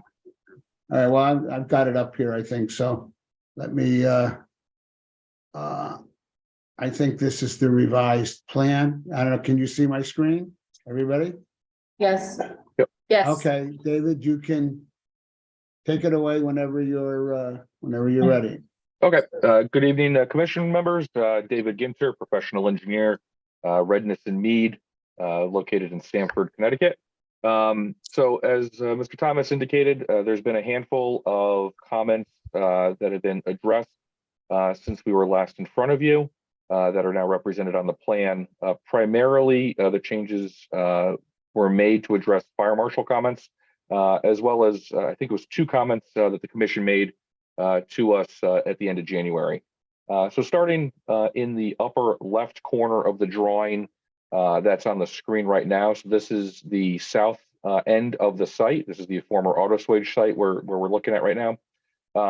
The bubble up in the upper left, what we did in this area was to change out the raised planter islands at the end of the parking bay, both here and then to the right of this parking lot. Yep, right in there. Both of those were done to address fire marshal comments. He was concerned that the space that was provided within the driveway was too tight for the largest fire apparatus to maneuver through the parking lot. We ran simulations that we had presented previously that indicated the fire truck could make it through there. And we, to address his concern about lack of space, we have converted these to just paved, striped islands to allow larger maneuverability area for those fire apparatus. In the lower left portion of the parking lot here, we had two independent parking areas previously designed. The fire marshal had indicated that he needed access to all three of these. We had thought that the middle bay of parking, even though it was a dead end, would allow him to back up to the main drive aisle leading to these lower two areas, and that would count as turnarounds. He did not see the code the same way we did. So we have altered the plan to create a connection between those two parking bays as you get towards the office and restaurant building, so that you have a full 360 loop through those parking areas. We did reallocate some parking spaces to the plan north. There's 7 parking spaces up on the upper portion of that drive aisle there where Dominic's hand was just at. Yep, there's 4 there and 3 to the left. So we just reallocated some parking spaces, kept the quantity the same, so no change in quantity provided on this parcel for these uses. So that should address fire marshal comments. Before you pan over, go back to for a second there, Mr. Thomas, thank you. We had talked that in the lower left-hand corner was a potential viewing area of the river. And it was chair had indicated a concern for access to that there was no sidewalk access leading to that area. So as part of this reallocation of space and interconnecting these parking lots, we were able to create a sidewalk going between the two parking areas to allow folks access on a sidewalk, dedicated sidewalk, both one from parking lots to the building and vice versa from the building out to that viewing area. So there's safe passage there. Additionally, we created an additional viewing area kind of in between those 7 parking spaces that Mr. Thomas had pointed out. Yep, right in there. That location is within the footprint of the existing auto swage building, and we're trying to reuse portions of the existing foundation wall to help make up the grade differential between the larger parking lot closer to River Road, which is going to be elevated, and these 2 lower parking lots. And from there, since we are trying to keep those retaining walls, there is a spot that's available for additional viewing of the river that will be elevated above all the vehicles on those 2 lower parking lots. So it'll be unobstructed view. And again, those are connected from the front of the restaurant and medical office building via sidewalk. So there's again safe pedestrian access to that location. If you pan the drawing a little bit to the right, a few other bubbled areas that we have here. One by the painted islands in the auto swage parking lot on the opposite side of that driveway to the right. We have a sidewalk that we had indicated as being gravel. We have converted that sidewalk all the way from the front of the restaurant medical office building to the crosswalk to the right of, yep, right there. That is all going to be a paved sidewalk along that entire area. That's one additional change that we made. Continuing with the pathway, once you cross the sidewalk or cross the crosswalk to the River Road side of that driveway, we have previously been indicating the pathway, pedestrian access path, as gravel walk. We have changed it now to a processed material walkway, which I believe is going to be discussed later on. But that's more of a road-based type material, and it's not intended to be gravel, which I think might have been a concern from folks from ADA accessibility standpoint or just ease of walking on it. It's going to be a compacted process material, easy to walk on. Going down around condominium building number 1, the fire marshal had a concern that although we have ample room down there for the fire truck to maneuver and back out of that area should they ever need to get down to this area, nothing was striped and signed indicating no parking for those trucks to be able to have clear access through. So we have delineated the driveway, if you will, serving the garage, the lower level of the condominium building, and hatch the areas and indicate them to be no parking fire lanes. So the fire marshal and fire apparatus have ample parking, or excuse me, ample space to maneuver their trucks around in that area. The two signs on the river side of the condominium building that have bubbled, he asked for additional no parking fire lane signs to be added. So we've added those periodically along the entire length of the river frontage here. Finally, where we have this bubble that Mr. Thomas is highlighting now, a portion of this walk was indicated as being a sidewalk, concrete sidewalk. After further review and looking at the elevations of the grading, we are going to continue the elevated boardwalk that's proposed coming from the northern end of the property down, and continue that down to the right into this area here where the boat lift would be located. So that was just a minor change just to be consistent with everything else along the water frontage here. I believe that's everything on this page. If you want to move one page down for me. Here, the changes were relatively minor, just a continuation of the changes we talked about on the first sheet. The sidewalk or the public access walk along River Road, a couple of areas, again, we had it labeled as a gravel pathway, a gravel walk, just updating it to refer to processed walks. So there is no confusion. And then down along the riverside driveway behind apartment building 2 and 3, again, highlighting and noting additional no parking fire lane signs. A few other drawings were updated in this package, but they just were carryovers just for consistency's sake for these changes in grading and or drainage locations to accommodate primarily the cut through, if you will, on the auto swage parking lot between the interconnection of those two lower parking lots. And I believe that addresses all of the comments that we heard previously and have updated on the set of drawings before you tonight. Could you go back to that first drawing that you were explaining the changes?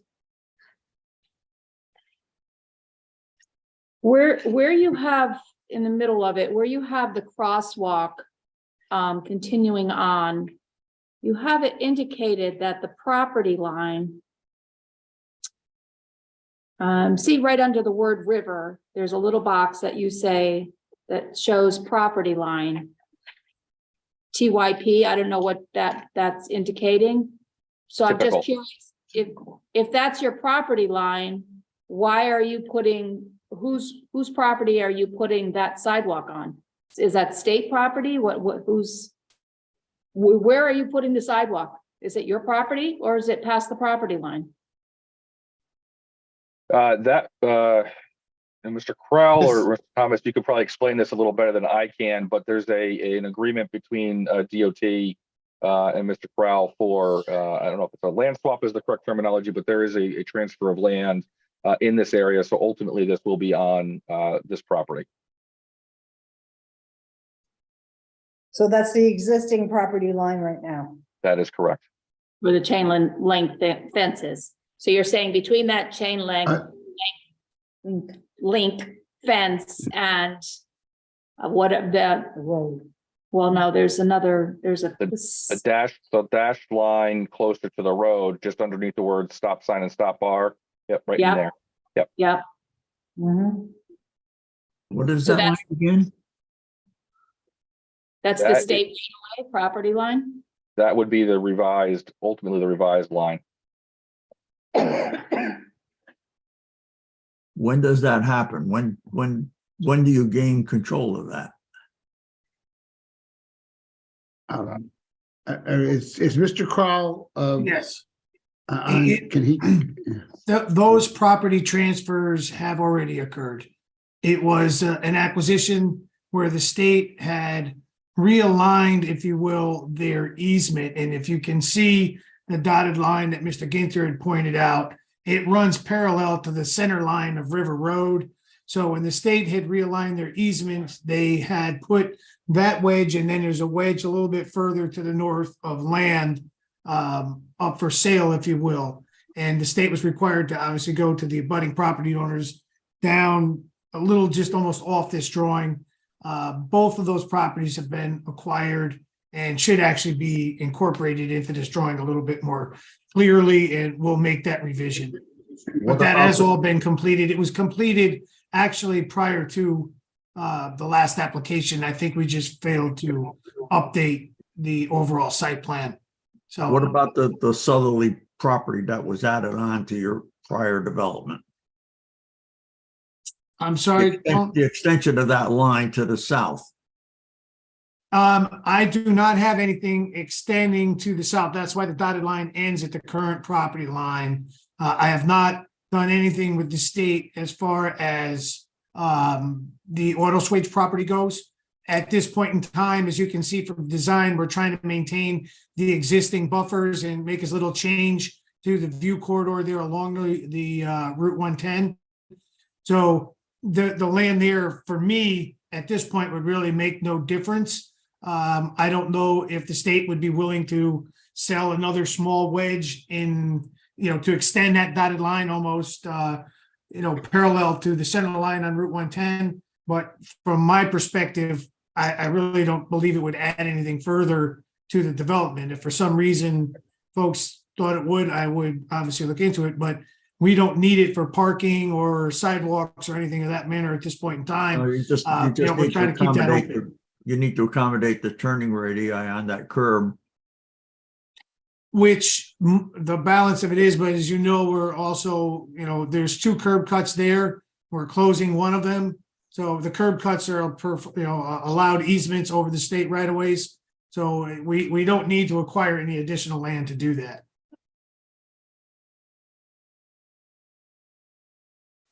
I'm sorry, what radius were you referring to? No, I assume then that modification of the curb cut is going to have to go to the DOT, correct? It's gonna, are you talking the about widening this of the here? existing curb cut? The curb, I don't think, the existing either curb one cut of to the marina.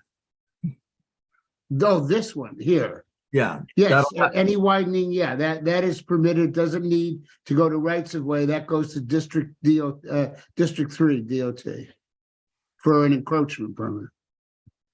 Well, it's also significantly wider than the existing one. That's why it has to go there for an existing, it goes to District 3. Okay. It doesn't have to go to rights of way, you have the right through any excess right of way, you have the right of access. Mhm. The right of access is subject to the, this is all state right of way. All this you see here. And what was sold to the adjacent landowner was excess right of way. That's what created this. So the widening of an existing entrance, and I just went through this in Ansonia, when you widen an existing entrance, that requires you to get an encroachment permit. Yeah, because your curb cut break is now over 40 feet, right? 12, 15, 18, 12, and then 18, whatever it is. 28, 30, You have to 45 feet. get an encroachment permit from the But that's- DOT. Okay. You have to get an encroachment permit from the DOT. Okay. It goes to District 3 Okay. at Pond Lily. On a side question, this project is now an assemblage of a whole bunch of properties. Are they going to be merged and melded into one site? Well, if you're talking about doing a consolidation map, I mean, I haven't had that conversation with the client. The approval is going to be an integrated approval of the entire site. And there's been, as you can see the way it's done, there's not really any, at this point, we haven't done any subdivision, but whether or not it's going to be a consolidated, a consolidation map is done, is a decision that the developer will make at a later point. I mean, for instance, you look at Crown Point, Crown Point is comprised, Crown Point still has 4 addresses. There's the 4 parcels, 484, 494, 504, 514.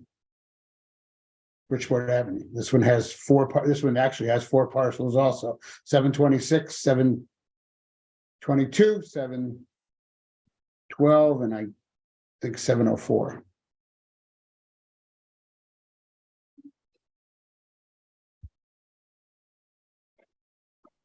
Okay, Attorney Thomas, anything else? If we're done with any questions on this, we would go to Joseph Mingalello, Okay, and I can bring up Bring up the floor plan, Tom. the floor plan for the, Rush. well, let me get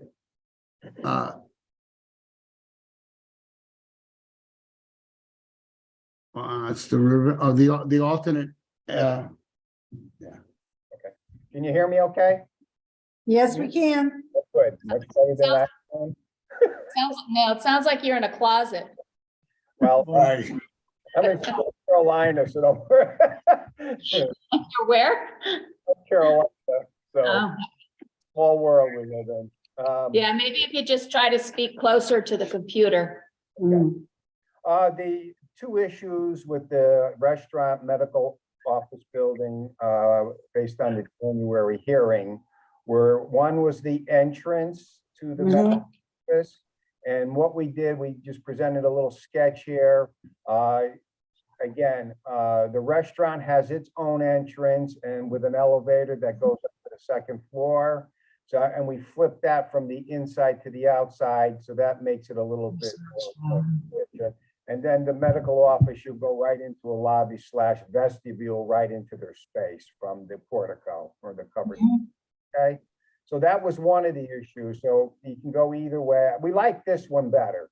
I like the restaurant and then with the elevator on the outside corner. So I think that works fine. And the other issue was the marina storage basement, which is below this building, is the basement area.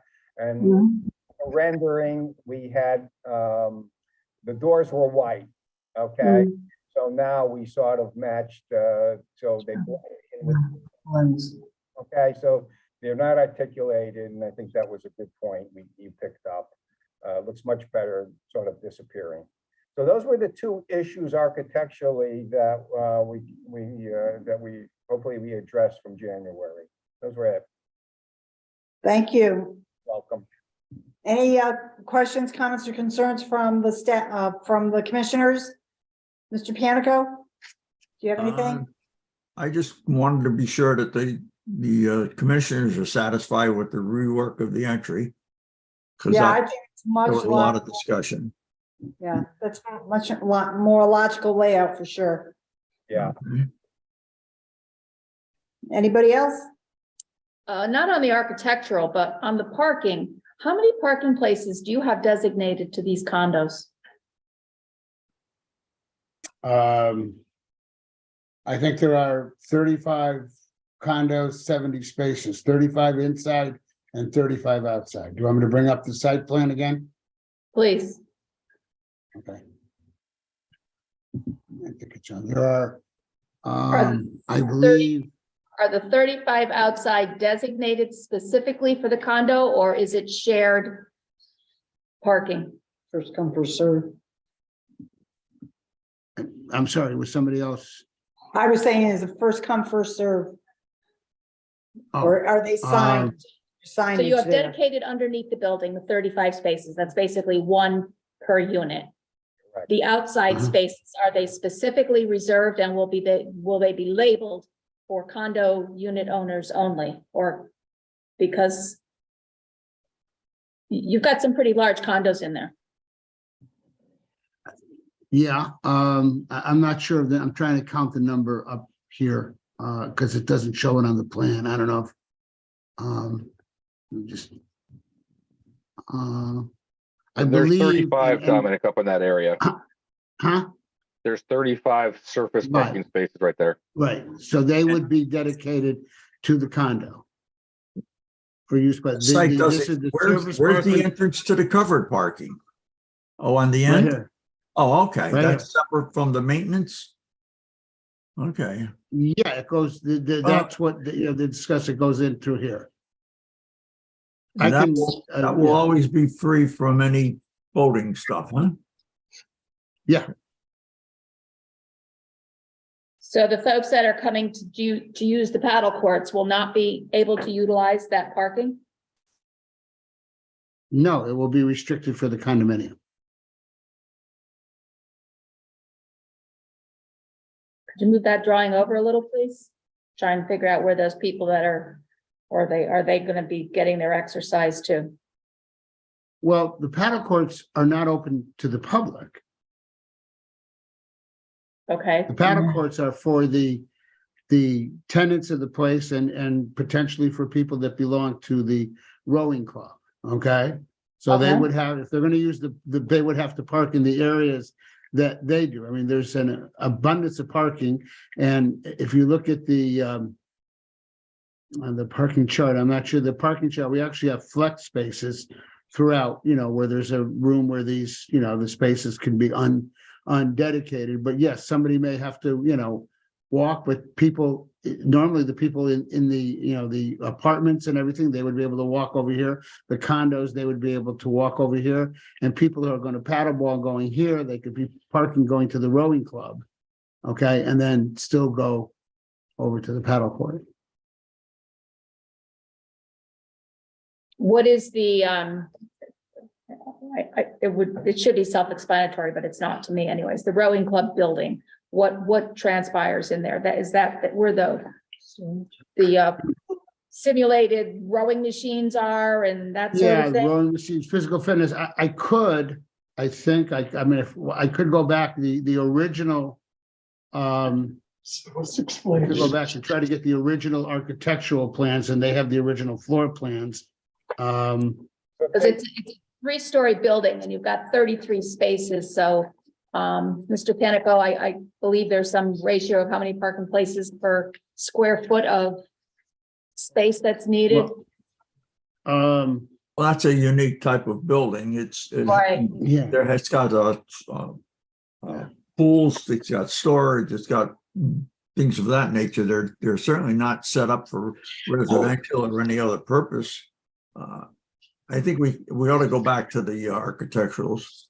Are you talking about the rowing club? Yes. Yeah, I have it here. Like how many people would be in there at one time? Maybe the applicant can address that. Like how many people would be utilizing that rowing club at any given time, the maximum that would be using it? Sure. Typical experience for the facility, and it depends on the season a little bit, but if you had more than 50, that would be a lot, and that would include if we had an entire team potentially indoors, where we have maybe 20 members, 25 members in a group team. The building on the ground floor or grade level, if you will, has a main bay that is dedicated strictly to storage for the rowing shells. And that almost is what dictates kind of the size of the building, giving the length of the rowing shells and how we have to store them in the racks. So almost half of that lower portion of the building is dedicated to that function. And the other side of that at grade level, given that it is in the floodplain, we can only use it for storage and certain uses. On the north side of that building, if you will, you divide there, is the rowing tanks. And there are 2 tanks that hold up to 8 rowers at a time. So max capacity of that room would be 16 if all were full at that given moment. And typically that's more of a winter activity, so it's off season from when the marina is being used and, the other outdoor facilities on site. Upstairs, or I should mention at that level also, in the center there is the bathroom facilities for the marina. So you'll have your male and female bathrooms and all right in the building. So they're interior. They're not a separate building or portable units brought in for the boating season. So they're permanent structures that will facilitate the marina. And then the upper two levels, if you will, are used for training space, meeting space, some offices for our coaches, and this would have the ergs, the indoor rowing machines, ergometers, some of the gym equipment, the training rooms that we would use for our rowing programs and for members of the club and the tenants and owners of the facility to have a recreational facility, a gym facility, a place where they could go and work out. We didn't purposely put individual ones in each unit. We felt it was better to create the club atmosphere and bring everything together in this one building. So it all worked out to combine the training for the rowing clubs that we do, and then the ability for the tenants, owners to have a space, and then be able to offer to the public a membership in the club as well for those that we actually have now that are part of the Great River Rowing community that we have down there now, both on the junior and master's program. So that's what that building is used for. We have a similar use at my facility in Greenwich, a little bit more intense for the use in Greenwich because we do have a larger junior program that we use at a national level that competes at a much higher level than we anticipate here at this point in time. But at any given time in that building, we may have 75 to 80 people. We have roughly 35 dedicated parking places for the facility in Greenwich, and it's been more than adequate. Okay, so you've got approximately the same here. You're saying the most 50 people. So there would sort of be a shared parking with the condo, excess condo parking, and vice versa. If when the rowing club is not in session, the folks that may be having visitors or whatever from the condos can utilize that space. Is that what you're envisioning, like a shared parking situation? Yeah, there's shared parking in front. If you go back to the site plan, in front, if you will, and I'll call the front the area between the building and River Road. There's 33 parking places there. And then we also have the parking spaces that we allocated in essence for the marina all along in front of condominium building 1 as kind of flexible. And I believe that we're a bit over parked there. We have 38 parking places for the 100, and I believe we came up with 108 or 109 slips, but there's plenty of parking there, especially given the seasonality of the way it flows between the different uses of the indoor and then the on-water kind of program. So there's plenty of flex space and space there. Yeah, I just want to make sure it's clear. These are the spaces, if you look at my screen, for the rowing club. Correct. They're not using these spaces. Rowing club isn't using these spaces. They have these spaces and these spaces all along here. Yeah, we Right. see that. Right, we see that. Okay. Are those, Ruth, we're going to be looking for a sort of a parking distribution plan. okay, Just to be able to make some sense out of it. okay, thank you. I just wanted to get a little clarification on that. There is a parking distribution by use in the statement of uses and standards. You can, I know that's posted online, subject to my correction. I'll be putting up the corrected one, but there's a parking standard broken down between all of the uses. Well, yeah, but I still, as I mentioned earlier to you, Don, it still needs to be, we need to have clarification. The separation of the architectural from the site plans creates gaps, and we need to consolidate some of that information. Okay. Okay, Attorney Thomas, anything else? Yes, there was a question about, and it was addressed earlier, about the public walkway and everything. And I think there was a discussion, as was mentioned by Mr. Ginter, about the fact of the gravel versus process. So I'll turn it over to, I have a photo that we uploaded today that was presented, that was sent to me by Mr. Carl, and Rick can explain what this is about. Yes, thank you. I think the chairwoman at the last meeting had expressed a little concerns in the different media being used with the public access walkway. This is a picture of a section of the walkway we have at the Greenwich facility, where we have the asphalt sidewalk to the forefront of the picture. And then as you enter down onto the marine site and head towards the river, we're using a processed stone material. This has been in place now for over 20 years. It's maintained well. The public enjoy it. They have great access. As you can see, it's very clear. It's well marked. It's easy to get in and out. The transition works well. So, and the different media, this will go down around the bend and then turn into an actual boardwalk section where we enter the docks. And then again, it'll go to a section of asphalt and then come back up.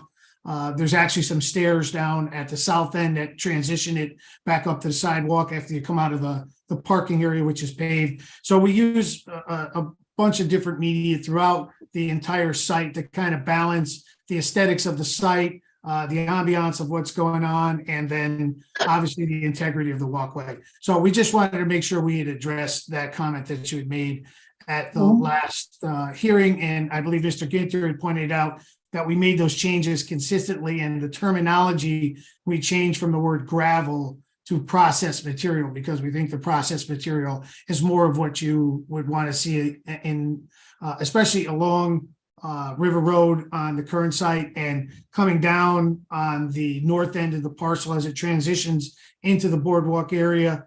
The processed material will be the best material to use in those natural areas. So we think we've got a good mix. We've got the experience of using the different media and what is durable and lasts and is effective. So if there's any other questions, we can address them. If you want to come down and visit, always happy to have you come down and take a walk on the walk. So whatever we can do there. Yeah, that picture is definitely worth 1,000 words.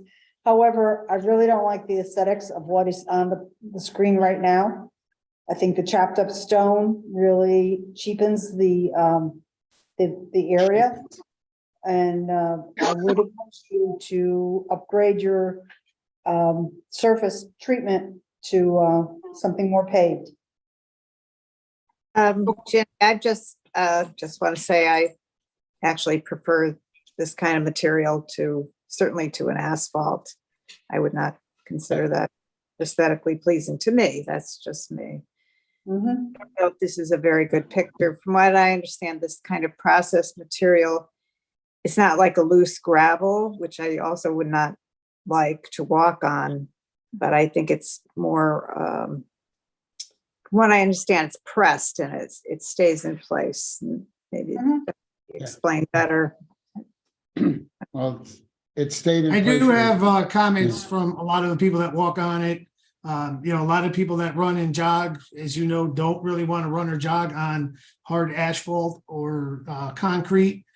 So having the mix gives us a little bit of a blend. Obviously, this is a picture in the winter, the grass isn't edged and green and, it's not 100%. This was just taken yesterday. So I apologize, that it's not as maintained as it would be once we get into the spring. But when it's all done, I think aesthetically, in most cases, you really don't know the difference between the asphalt and the processed. Other than the fact when you're on it, it's a softer material. It moves a little easier for those folks that are concerned about the impacts of the exercise being done on it. So there's some gives and takes on all of it, and I'm happy to work with the commission to balance that out as we get to that final stage of implementing this. But I have had the experience, and I can share that with you as we go forward. Yeah, I just think that does not reflect the quality of what you're trying to do throughout the whole site. So I think you're cutting corners there, to be honest with you. So, and well, make no mistake, it's not that much less expensive to do this, and it's actually far more in maintenance to maintain the processed material because of the weeding, because of the grass and edging and everything else. I mean, far easier to slap down some asphalt and walk away. But again, like I said, I'm happy to work with the commission and whatever way you feel is more beneficial, we'll work with you. Thank you. Okay, anything else, Attorney Thomas? Well, first, I wanted to point out in the photo that when I first sent to me, those are not snow-capped mountains in the Yes, in the we. background. Those are boats. Tree yachts that are shrink wrapped for the winter. Right. They're boats in the. Yeah. The only other thing I need to address with respect to this is at the end of the last meeting, it was mentioned to my client about the issue of whether or not there's going to be any affordable units. And between that time, I've expressed my opinion to Mr. Rossetti, and I'll express it to you tonight. And in addition, since I do listen to your discussions on your affordable housing plan, and I listen to the things that you're going through. Number one, keep in mind that this project, as to the apartments, was approved for 102 apartments. The apartment in 3 buildings, the apartment buildings are now 2. They were already approved, and we've reduced the number to 90. The condos, and my memory clearly and unequivocally of the moratorium and the discussions at that point, after the mayor got up and spoke for the second or third time, was that condominiums were not included, that ownership were not included in the discussion that was going on with respect to the moratorium. Not that they wouldn't be included, obviously, in your discussions on affordability, but the final factor is that you've talked about considering, as you did in a recent project, what are the expenses of the site and what are the public improvements being done on the site. I think you referred to it in a site that was extending the Riverwalk. In this site, and Rick can correct me if I'm wrong, I believe the remaining work that has to be done to bring the Autoswate site up to, which is a brownfield site, to bring it to construction is approximately $250,000. In addition to that, this site, of all the sites developed along the river, other than the Riverwalk in downtown, will have a public access way with some public parking that circles the entire site so that a member of the public can walk along the boardwalk, sit up at the top, enjoy some vistas of the river, and just relax. That's an enormous benefit to the public, but it is not cheap. It is an expensive benefit to the public. So while it is extremely important to add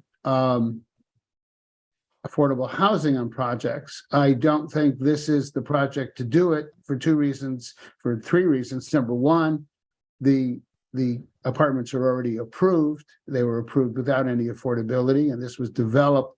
This work in the brownfields was all purchased not with an understanding that there would be an affordable component.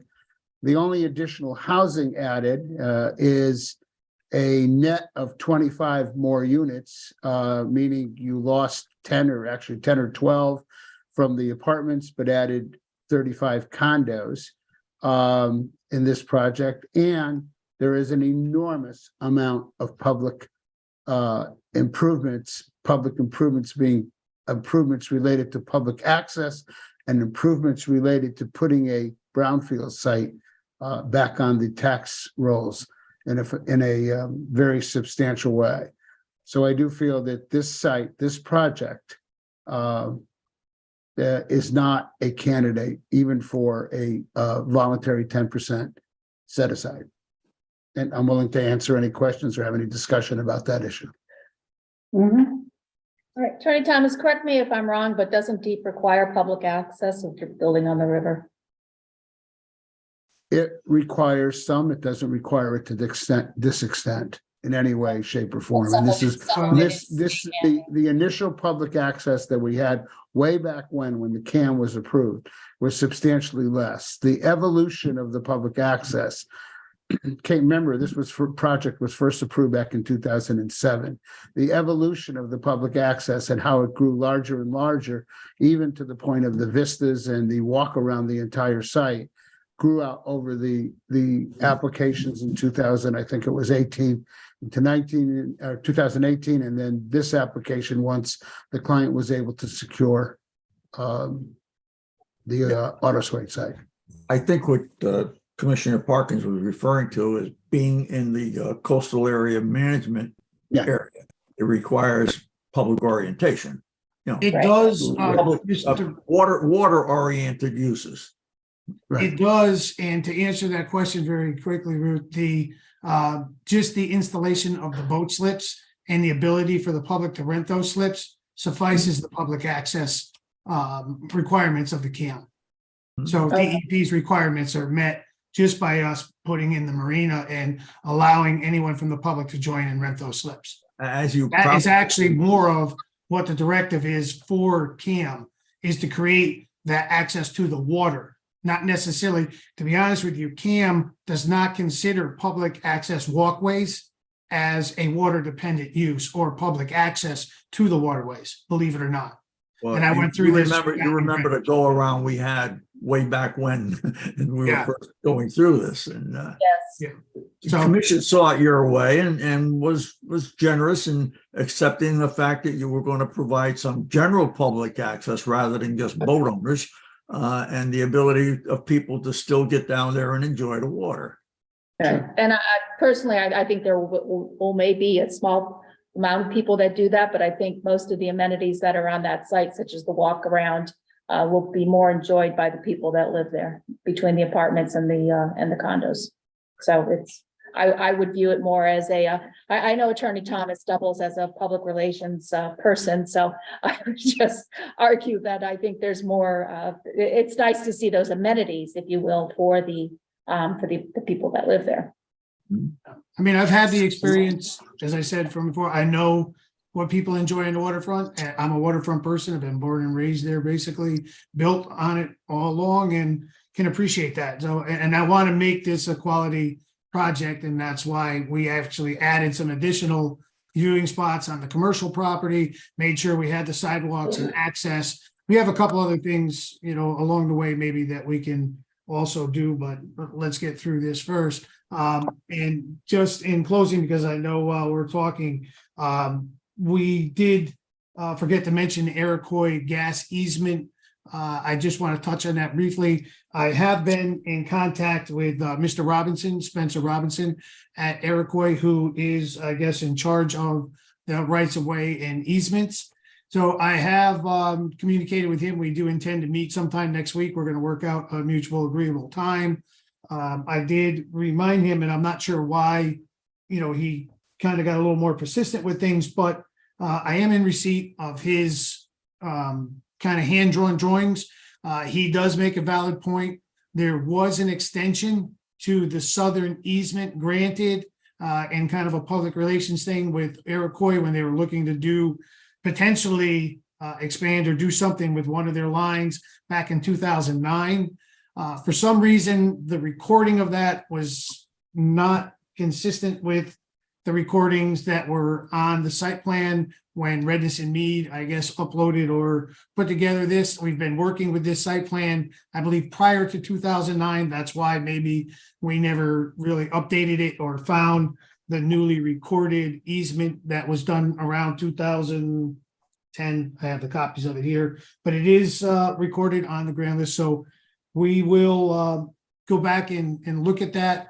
There may be the requirement to adjust the condo building, roughly call it 10 feet further south, which really won't affect any of the parking, any of the other designs. But I still need to meet with Mr. Robinson and get true survey drawings done, which Mr. Gaither is going to prepare, not just handwritten pencil ones. So we fully understand, what we're doing, but we will be able to address them. All of the other, I should say, how do you say, amenities, the road, the parking, the drive-bys, piping, underground utilities, under the easement agreement are permitted to the grantor, which is me, to be conducted across or on the easements. Obviously, I want to work with Iroquois, make sure we're all consistent with what their safety standards are.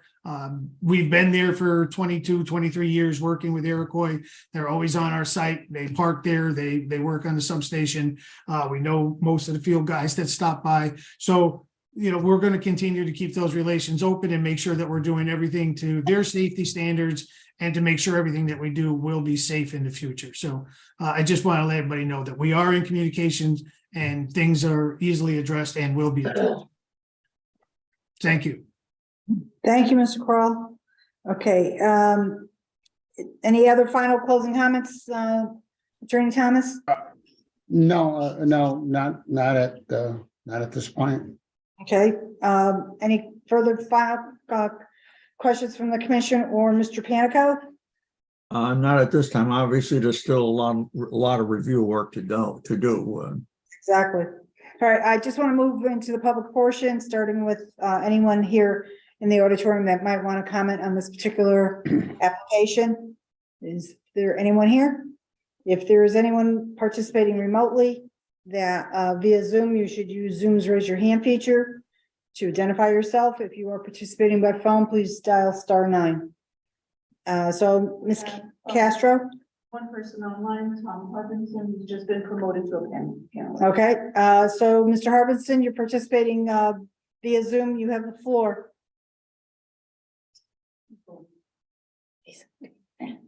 He's what? Loading. Oh, He's muted.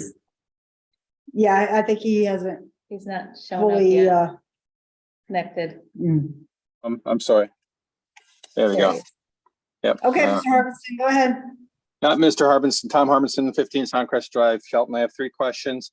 One, it was referenced here, and I was going to ask the question about the CAM study that had been done prior, years and years ago. Does that need to be revised given the sorry, let me mute my other aspects here. Does that have to be revised given the expansion of the PDD? And if so, is there anything within that revision that increases the water dependent use activities? In relation to public access, I do want everybody to remember that the city gave up the right of way of Murphy's Lane that went all the way to the river, which had public access before. So that's something to remember. Also, with processed material, I'm pretty familiar with using processed material for walkways. It is less impervious, but it does require maintenance. So I'm in favor of less impervious surfaces near the Housatonic River. And thirdly, I don't know if it's been mentioned before, but the parcel of land for 704 River Road, that masonry structure has a little bit of history that I've discovered. That masonry building was initially constructed by Lucius Hubble. Lucius Hubble lived in White Hills. He made the very large grave monument in the Baptist Church Cemetery in White Hills. But that building used to reside in White Hills and was dismantled by Lucius and brought down to that current location. So I wonder if there has been any thought about the historic value of that perhaps being again dismantled and relocated to a historic site for city's benefit in the future. Thank you. Mr. Harbinson, you have any idea of the age of that particular building? City records show that it was constructed there in 1970, but Lucius Hubble lived in the 1880s and was a very well-known mason. And the building, I am told, was dismantled and all the blocks labeled, and then it was reconstructed at that location, which had to be earlier than 1970, but that's what the city records show. I do happen to know where the foundation was for its prior location. It's on the Stock Mall property, just off of Route 110. Oh, okay. Wonder if that's something that a SHPO grant would be suitable provided for. Yeah. Might be worth doing a little more investigation on that. So, Attorney Thomas, you want to respond to the first thing about the CAM study? You're on mute. Yeah, I don't know if Mr. Crowell can. I think he's more familiar with the CAM requirements and. We have not changed anything on the water side of it regarding anything that would require CAM for this application. The only changes that we've made were obviously the condo building and moving a clubhouse around and then moving the restaurant up to the auto swage parcel. So those adjustments were all landward of the jurisdiction that we would have to really involve CAM. I believe Mr. Ginter has also reviewed that and has established that if there's any minor modification that we might have to make or update because for some reason we may be getting into a time lapse thing, then we'll certainly do that. But we're not or have not made any changes to anything that the Coastal Area Management Act at this point in time would have jurisdiction over between our last application and this modified application. Doesn't any property that abuts the river, isn't it subject to CAM for any kind of activity on it? So that you've added the auto swage building parcel onto this project. So wouldn't that necessitate review under CAM? We have nothing that's within the CAM jurisdiction line, and Dave, maybe you have to remind me of the terminology, just because it slipped my mind, but everything that we're doing on that site is upland. There's nothing waterward. We're not even really cutting trees down that far. We will confirm that, with Coastal Area, but the property does abut the water. There's no doubt about it, but there is existing structure there. We're not applying for any docks or structure that would come off of that property. So. Yeah, but it may be included in the area of CAM review. We will need to address that. We'll confirm it and double check. We've been through it, but we will make sure we check it and get back to you. Okay, and when you do so, it should definitely be something in writing.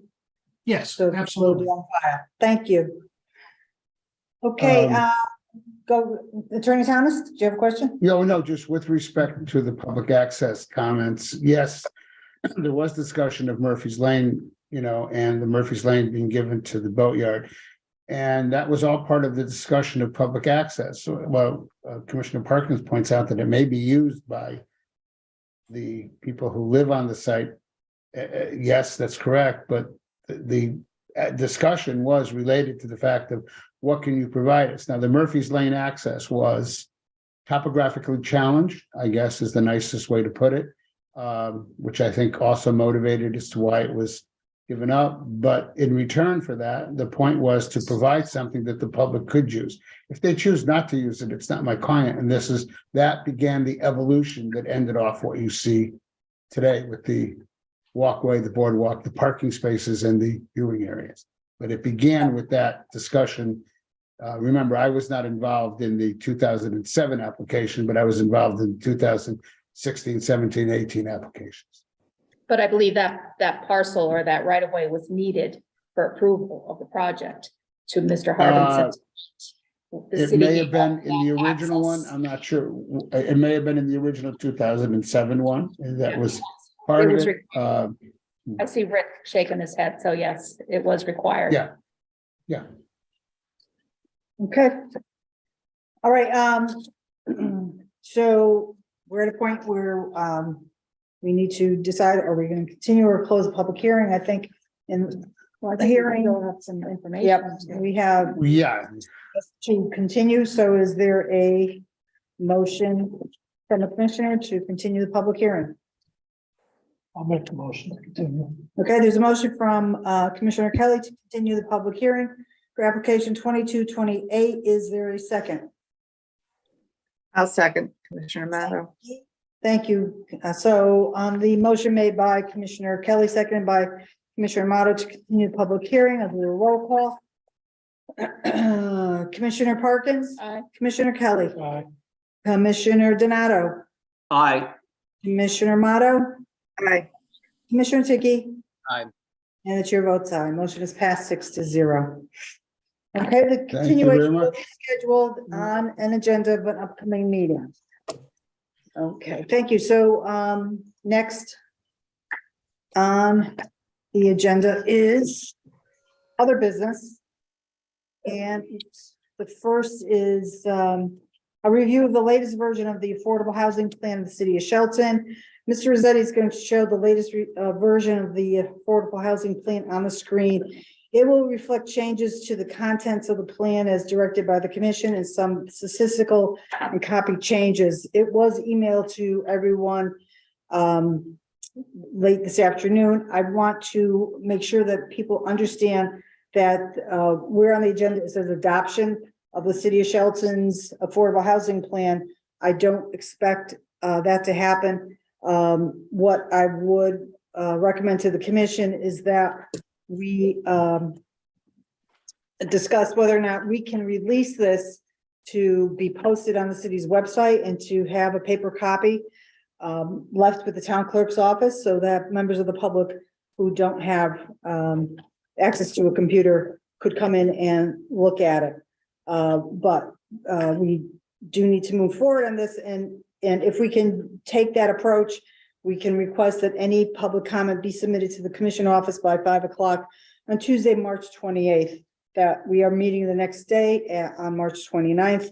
And based on the comments received by the public and the number of them, there's a good potential that we could approve the final version of on March 29th. And that would also give the commission ample time to look at what was sent out late this afternoon and really look at it in detail.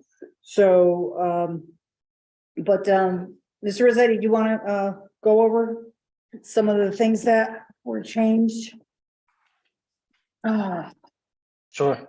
So let me see if I can do this with just on one screen.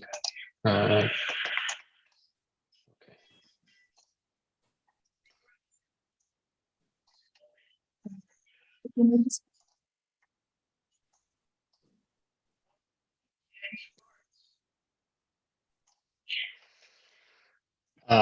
The biggest changes to the plan update were largely cleaning up the organization and grammar edits, courtesy of our illustrious chairwoman who was able to provide a guidance there. So hopefully we got everything buttoned up. I'm trying to get down to speak up before What's the that? 20th. I said, if anybody sees anything, though, please speak up before the 28th. So what page do you want to go to? Well, do you want to just talk about the changes that the last changes we updated, or Yeah, do this you is want to make it? substantial. Okay. We changed a number here of 21, not 21.6. I'm on page number 6. Okay. We made sure that units that we're talking about in one part of the document accurately reflect the percentages talked about in a separate part of the document. Basically what this whole section was referring to is our existing housing stock, and the majority of it, 78%, are single family detached structures. 21% of them are of some variety of multifamily units. And then down below, we were showing that correlation between 18% of these units of our housing stock are renter occupied, which shows a strong correlation with the multifamily and high density residential units of 21%, which is reflected up above. So kind of illustrating that many of these multifamily high density projects are rentals, which is kind of common knowledge, but it's a little different to see the data behind it. You had mentioned to me, Mr. Rossetti, that multifamily 21% really reflected some kind of documentation on the previous page. Whereas, yes, the other one that says that almost 18%, that refers to the chart right above that paragraph. That's So- correct. So that there's two different metrics here. So the 18% is what percentage of the units in Shelton are renter occupied. right? So the 18% of the housing stock in Shelton is renter occupied. 21% of our housing stock are multifamily units or high density residential development, which is reflected in this chart here. Right, so tell everyone about the right column at the bottom of page 5 from 2-family units down, Correct. okay? So we just kind of were double checking some numbers there. What was the next update?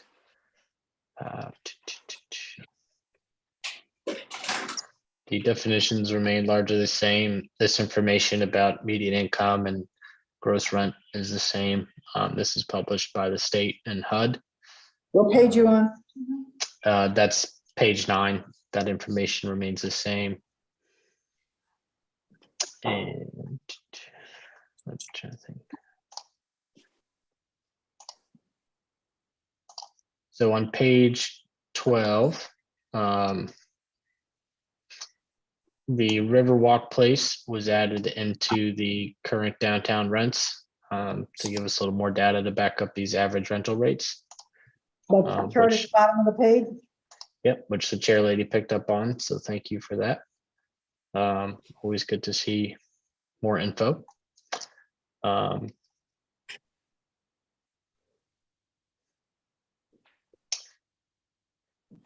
And let's see, as we keep scrolling down, this information remains the same.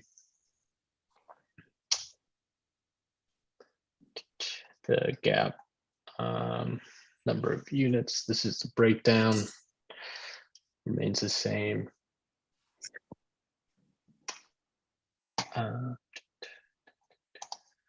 Yeah, that was all pretty consistent.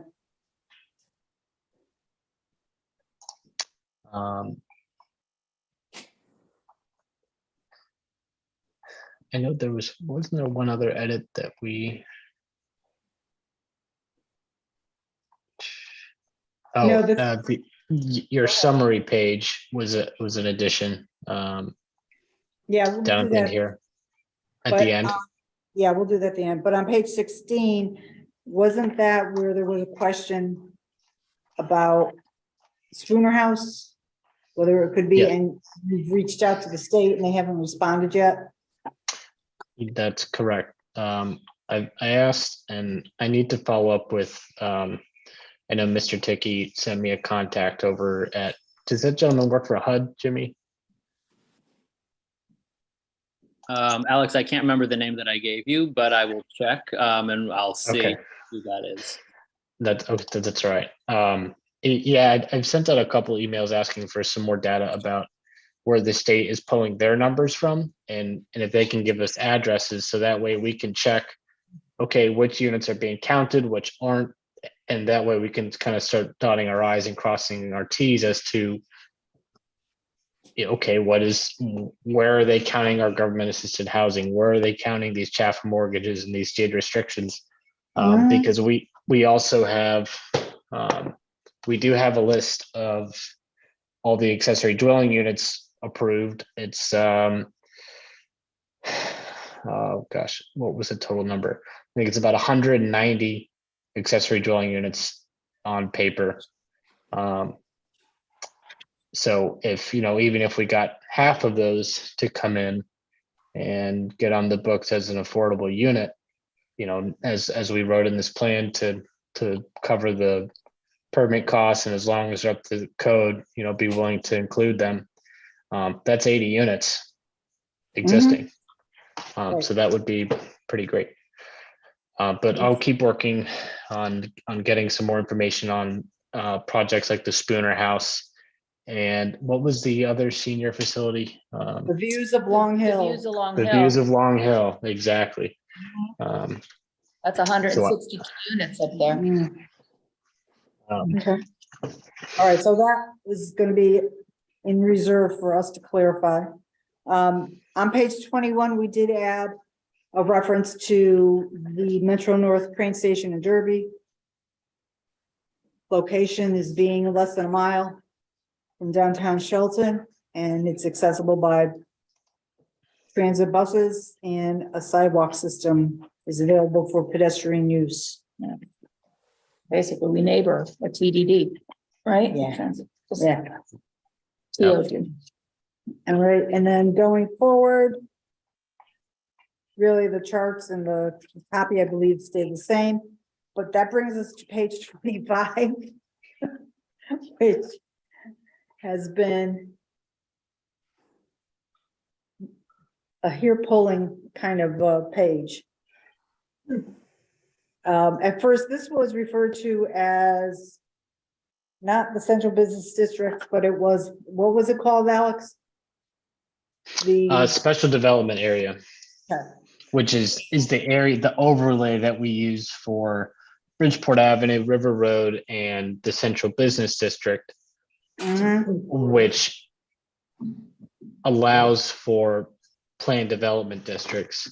That was not the right terminology. I think where the commission would like to see is an increase in the central business district. And I know that there are uses in there that we may or may not like to see modified. But I think the general consensus is open up the downtown area for a bit more infill development. We've really maximized from this area here down through Howe Avenue up towards here. Even parts of Coram, over by City Hall with Cedar Village, these projects are filled out. Canal Street all along down there is being filled out. This is the park, and then we have inline plastic. So there's some work to be done, perhaps on some of these units on Coram Avenue, which could use some TLC. But I know the commission has expressed concerns, not concerns, but interest in having some of these older multifamily units that could really use some TLC off of the Route 8 exit entrance ramp, and other parts of kind of the extending downtown area, which is really aligns with this central business district definition. Okay, my concern and that I wanted to express to the commission is, should we just keep within this purple area? If you were to take a ride up Howe Avenue and you start heading up by Riverview Park and you go up Wheeler Street, those are multifamily homes there.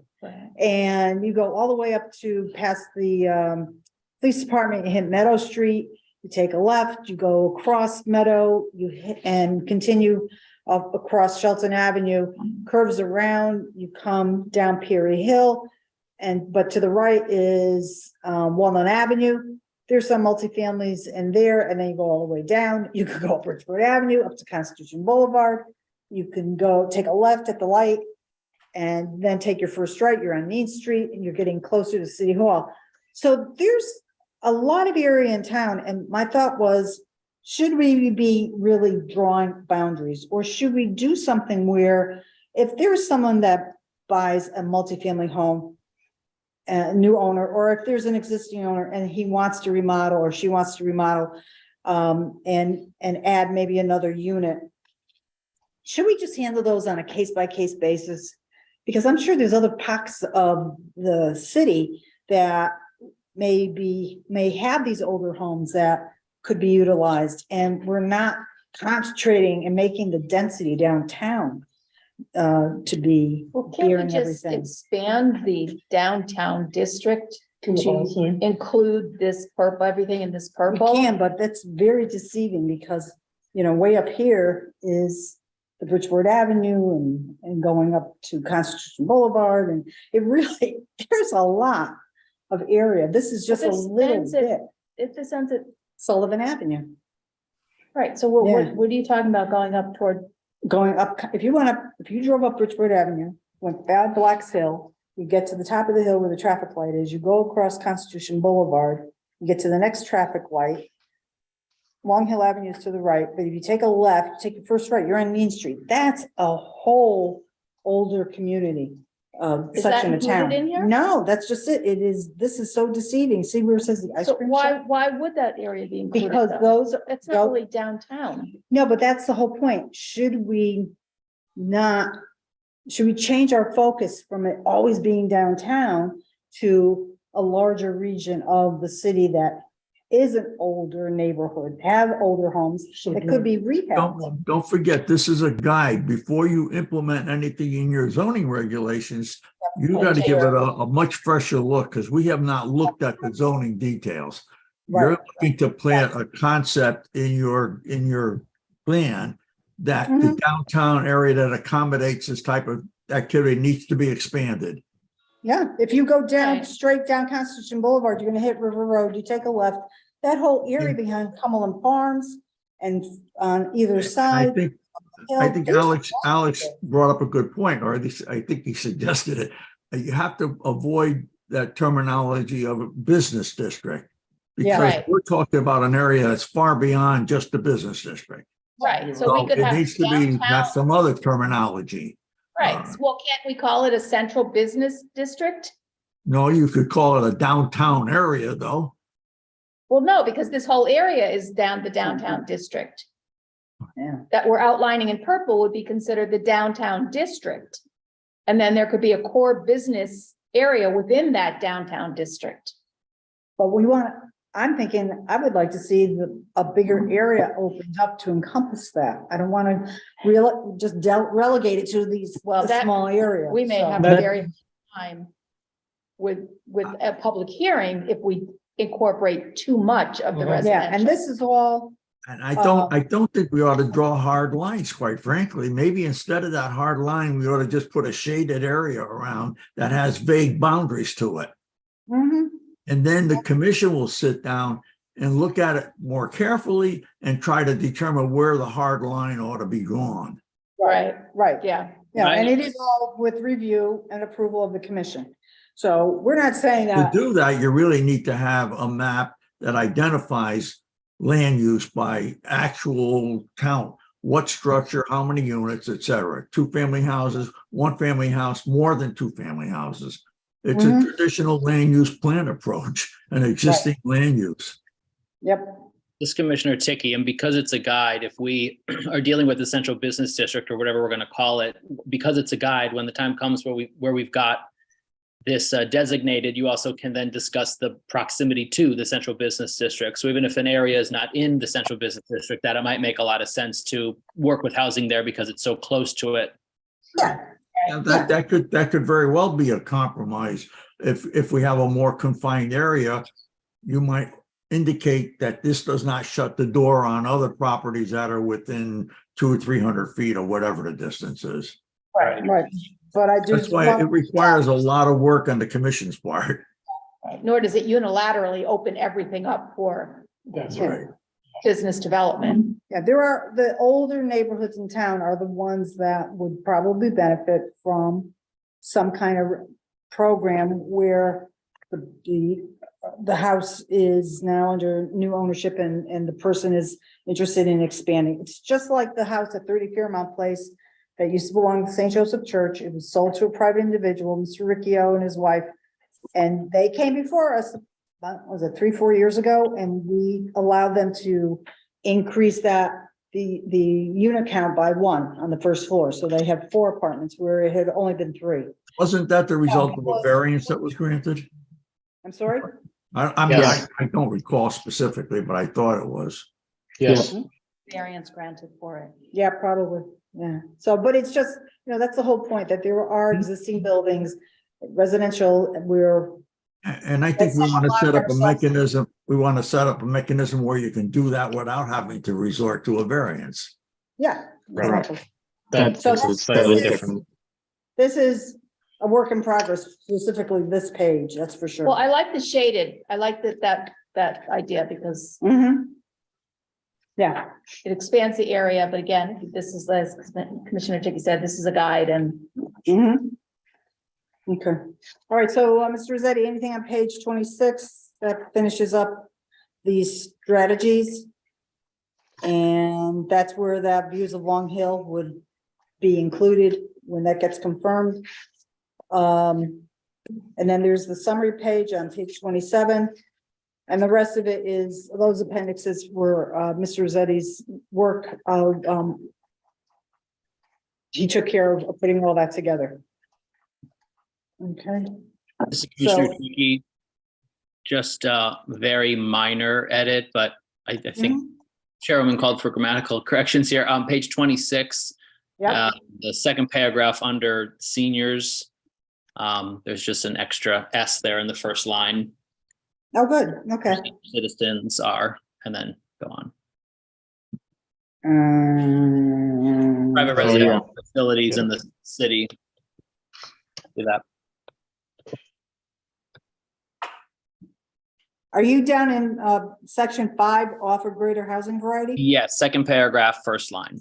Second paragraph, first line. Oh, there it is. Got it. Extra S there. Over here, it's on the updated version that emailed it, not the, Oh, I Yeah. got the printed Yeah. copy, so. yeah, it's over here. Thank you, Commissioner Tucci. All right, so going back to how I started this section. Yeah, so can I just Yeah. ask a thing just for clarification? So there's a lot of talk about this 60-80%. And I raised that question tonight. Mhm. What percentage are you giving us of those 10%? I need some more clarification on that. I'm not sure. We get more credit for 60 or 80? We get much more credit for the 6% units. So I'll draw your attention to. There's a chart on page 17 that talks Correct. about the unit equivalent points. So Yeah. if somebody's talking about giving us 10% and does not want, digs in their heels, then we'll ask for 10% of the 60, Mhm. You can do that. right? We have that flexibility, as I'm understanding it now, correct? Correct. And I don't, as we basically come to understand is that there are so many variables with Oh. each of these. Can you mute one of your computers? Your, Yeah, My it's bad. difficult to understand. yeah, you're kind of. Is that better? reverberating. Yeah, it's Yeah, lots better. Thank you. Okay, sorry about that. There are so many variables with construction costs, building costs, unit cost, on and on and on. Do we get more credit for the 60% units? Absolutely. Is that to the benefit of a developer doing 10% affordable at 60% AMI versus 15% affordable at 80% AMI? I think that's going to depend on unit count, construction cost, size of unit. I mean, the list goes on and on. That's just one of those.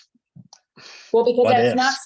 something it's not something we have asked in the past. I mean, that was raised on one application and we talked about it. And I think I'm the one that said, we have never talked about this AMI before. Right. No, So, we have. Right. so I think that needs to be, clarified for the commission to know that we have that option when, Mhm. if we start getting Yep. pushback or something. Yeah, that's kind of why I had asked, I forget the other gentleman's name, what percent of AMI were those 10% units? Because if they're 40 or 60%, that's a whole different, that's a big difference for Right. both the developer and for the town.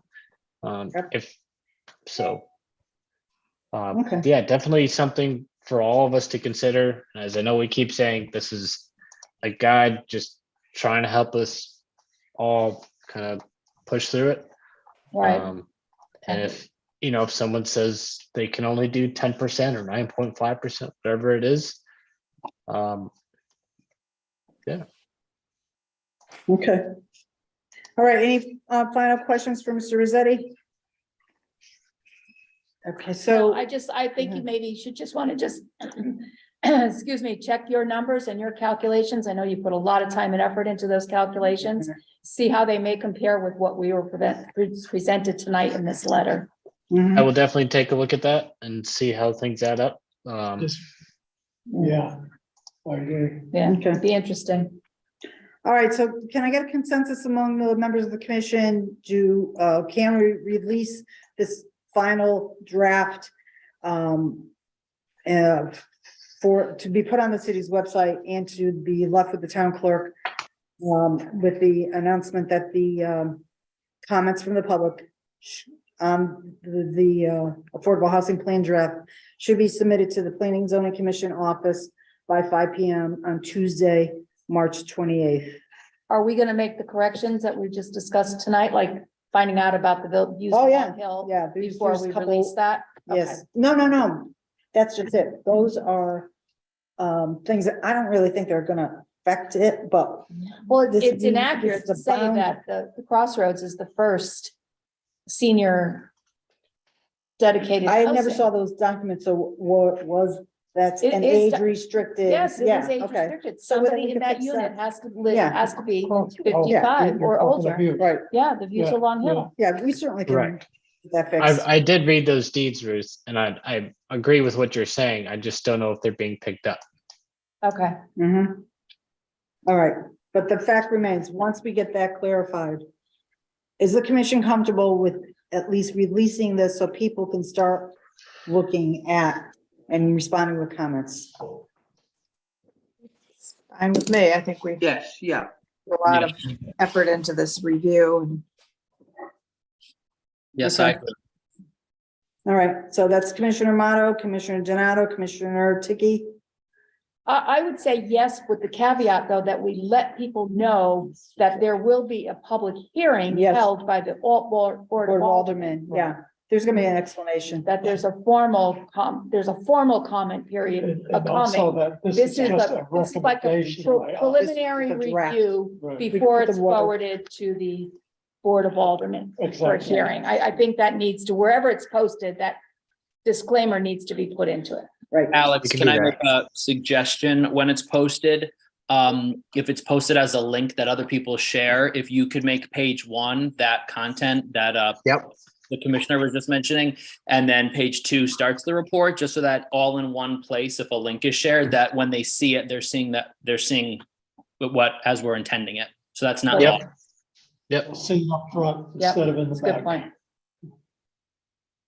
you want to put the summary page towards the front? No. No. let's put the- oh, the comment about the Alderman meeting and the, the public hearing. Yeah, Just Yeah, preliminary yes, yes. review for yeah, there public. would be a cover letter that staff can prepare, and that, I can imagine that you could put it in a folder with the Affordable Housing Plan for the town clerk's office, put it in a folder and staple the cover letter to the front of the folder. Okay, and then the same thing for the Online version. online version. There would have to be an introductory paragraph. As the first page of the document, Yeah, not a separate document. no. Is there a newspaper posting of this or newspaper notification of I this? think Brian Jewelli's on here. He's got it verbatim right now. So Commissioner Kelly, are you good with that? Good. Yes. He needs Commissioner to- he Parkins, needs- are you good with that? Yes, I'm good Okay, with that. all right. Okay, and the chair is as well. So staff will get to work on that. All right, moving on. Next agenda item is remarks by the Planning and Zoning Commission. Special high-density residential rental subcommittee regarding the one-year citywide moratorium with the exception of the central business district and the acceptance review and approval of high-density residential rental housing. That special subcommittee was appointed on June 1st, 2022. When the agenda item was recognized at the meeting, I stated the following. While economic development and growth opportunities are very desirable for the city of Shelton, public health, safety, and welfare of the city's residents is of utmost importance. A major responsibility of the commission is to encourage, guide, and oversee new development. To do so, the commission must work to achieve appropriate, consistent, and compatible land uses. In view of the commission's workload, without the enactment of a moratorium, the commission would be hard pressed to create the opportunity to investigate how high-density residential projects might impact the following: traffic and parking, the capacity of our city sewer system, the potential for an increase in demands of our police department and our city school system, an increase in light pollution during the evening hours, and whether state and local governments would need to make necessary public infrastructure improvements. Attorney Teed also had prepared a resolution to establish the moratorium the night of the meeting. And the background portion of the resolution, that particular paragraph, is especially important because it reads, In recent years, Shelton has experienced exceptional growth in the number of multifamily residential rental unit projects due to the use of zoning protocol known as planned development districts. Excepting the central business district, the location and neighborhood where many of these multifamily residential rental unit projects have been situated has caused an unintended or unanticipated substantial change in the character of that neighborhood or location. Such development fosters increased density, traffic, parking demands, noise, and lighting. As a result, there have been concerns on behalf of commission members as to whether the continued approval of such multifamily residential rental unit projects is changing the nature of the target locations and neighborhoods. Additionally, the circumstance of the increased density places increased demand on municipal services such as infrastructure, emergency, police, fire, and education. So that particular resolution was passed with the moratorium expiring this Friday, March 31st, 2023. And on June 1st, I did appoint Commissioners Motto, Parkins, and Kelly to act as that special subcommittee to review at a minimum the points stated in the resolution and to report back to the entire commission on whether or not any changes to our zoning regs need to be implemented as a result. So they have convened, they did meet, and who's going to present what recommendation on this issue does the subcommittee have for the commission? So I'll start the conversation, but please, Elaine and Charlie, chime in and correct me if I misspeak for sure. But yes, we did meet and we had a very lengthy discussion, and a lot of the things that were mentioned as a reason for putting the moratorium in place, this commission as a whole does a really good job on ensuring the quality of these developments, that sort of thing.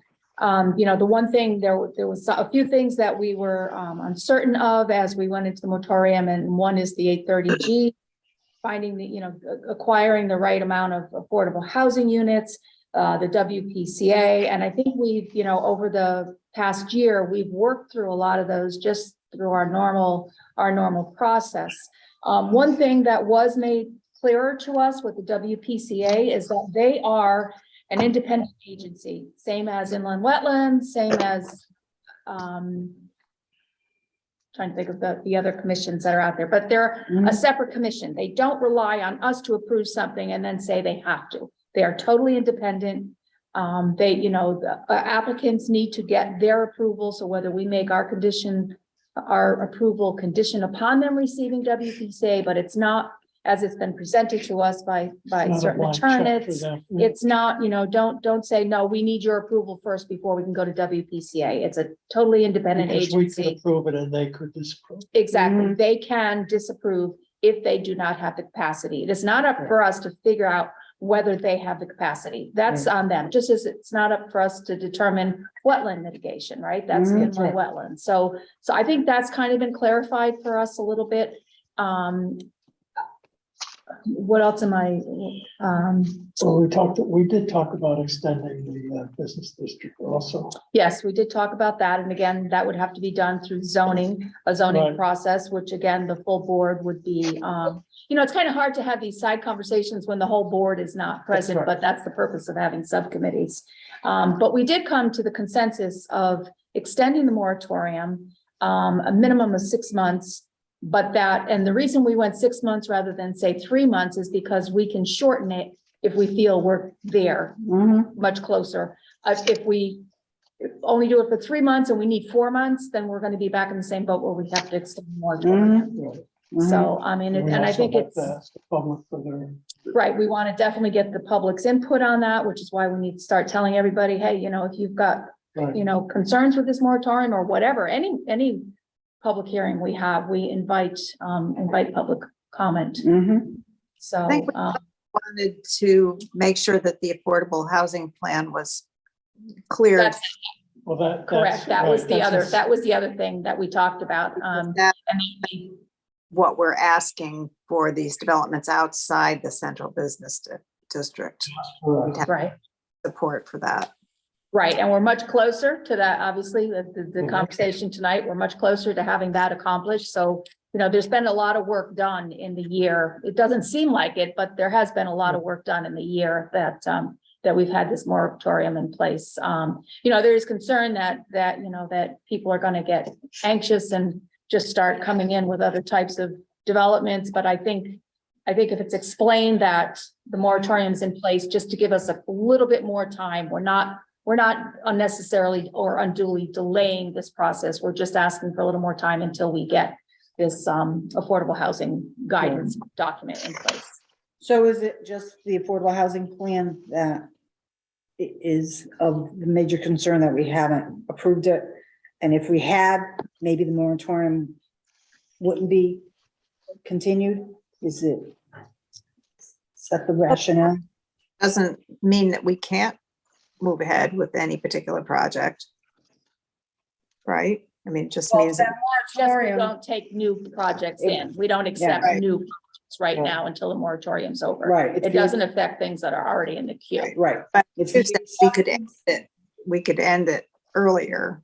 Absolutely. Yeah, Oh, yeah, we don't need the full 6 months. And that's the thing. We don't need any kind of public hearing to end it earlier, but if we only set it for 2 months and we find we're then we have to. 2 weeks prolong it. short, then, because that opens a window, right? If your hearing closes and before your new hearing starts, it opens a window, so. So right now, we are continuing, the recommendation is to continue along with not accepting any new proposals. Correct. For 6 months.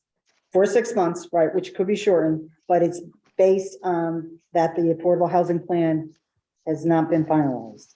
And I want to make sure I'm understanding it correctly. That is one of the main reasons, Okay, yes. that's one of the main reasons. And is there any other particular reasons? We got questions? As long as that's not going to affect the affordable housing plan being used as a guide and not a requirement. Of course, yeah. Right. Well, because within that 6 months, the plan will have been out for public comment, right?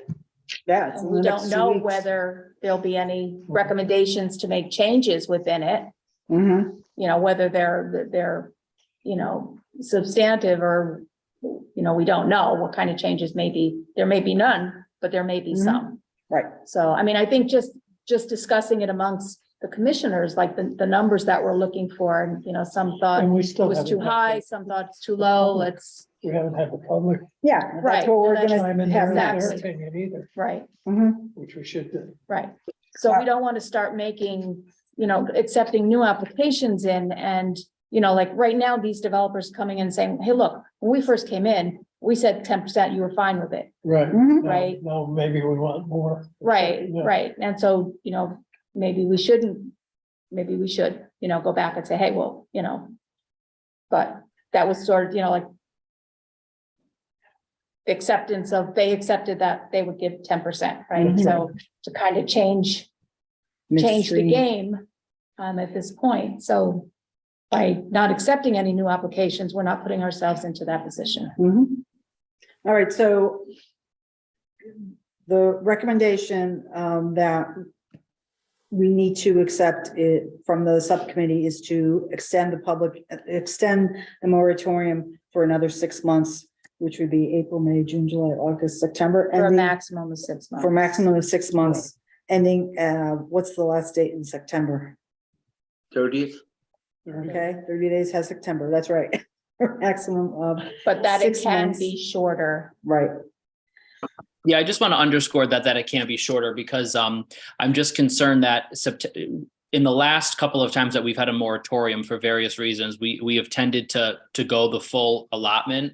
And if we go to September 30th, that takes us to the fall. And so for applicants that want to have an approval and then put a shovel in the ground before winter, I just wouldn't want to see that others come before with an 830G or other mechanisms to move something faster because we've had this moratorium for so long. So if it's mostly because of the affordable housing plan, that's in part then why we want to have the affordable housing plan, so we know how we want to move forward, so we can be planful about these sorts of developments. So if we feel like we are ready to move sooner, then I think we should do that. And I think we'd get a better result than from applicants by the end of the summer or the early fall. So we don't go that full 6 months, which takes us into the winter. Yep, I would agree, but on the other hand, you know, for them to come in with an 830G, it's gonna take them a lot longer, because if they're denied, then they've got to appeal, so they're not gonna be putting a shovel in the ground with an 830G within 6 months. No. All right, any other discussion? Okay, so is there a motion to accept the recommendation of the subcommittee to extend the moratorium for a maximum of 6 months, which would end on September 30th, 2023, with the caveat that it could be shortened if the commission deems that it's all right to do so, and to set a public hearing on the recommendation for March 29th. Does this include the downtown business district? No, it excludes it. I know the first one did, but that wasn't mentioned. So this Okay. continues to exclude the downtown business district? Right, would be the same. Okay. Excluding the downtown. So basically, we're extending the existing Thing one. moratorium. Mhm. Okay. All right, so is there a commissioner who wants to move that motion? I'll make a motion, Frank Donato. Okay, it's Commissioner Amato is making the motion. Is there a second? Donato, right? Donato. Okay. Yeah. Donato, right. Donato sounds Yes. very similar.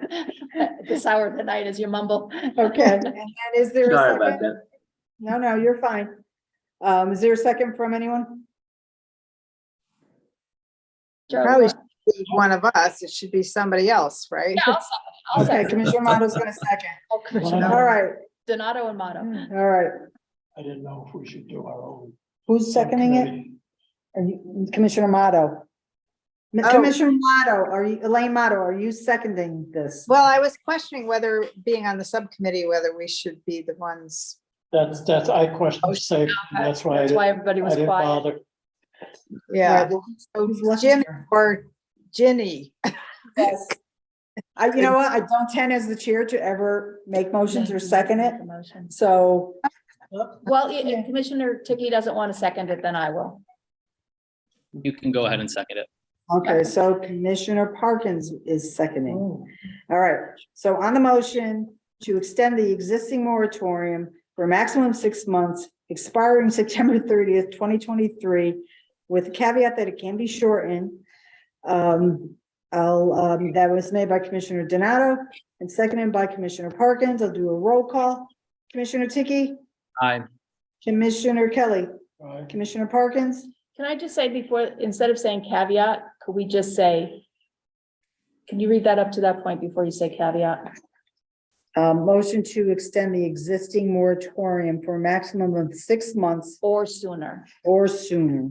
rather than saying the Okay, caveat, okay, or sooner, ending on September 30th or sooner. or sooner.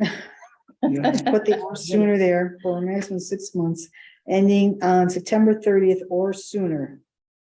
Okay, so let me go back to Commissioner Donato. Commissioner Donato, you made the original motion. Do you approve? I of the- agree, go ahead. Thank you. And Commissioner Parkins? Aye. Okay. All right, so continuing the roll call. Let me start again. Commissioner Ticky with the new wording in there? Aye. Aye. Commissioner Kelly? Aye. Commissioner Parkins? Aye. Commissioner Mato? Aye. Commissioner Donato? Aye. Okay, and the chair votes aye. Okay. Yeah, All just right. to clarify, we do not want to make this a 6-month moratorium. We definitely want it shorter. Yeah, all right, so that, a public hearing will be held on March 29th. Quickly finishing up the rest of the agenda, comments from the chairwoman. I just wanted to mention that I had testified as a city resident before the State General Assembly's Housing Committee via Zoom on March 3rd. I stated my personal support of 3 proposed bills. One was Senate Bill 4. It proposed an increase in workforce housing through tax credits and property tax exemptions. The second one was House Bill 5326, which would allow a town to include naturally occurring affordable housing units into a town's calculation. The third was House Bill 6777, which provides an opportunity to improve affordability for elderly residents through tax credits.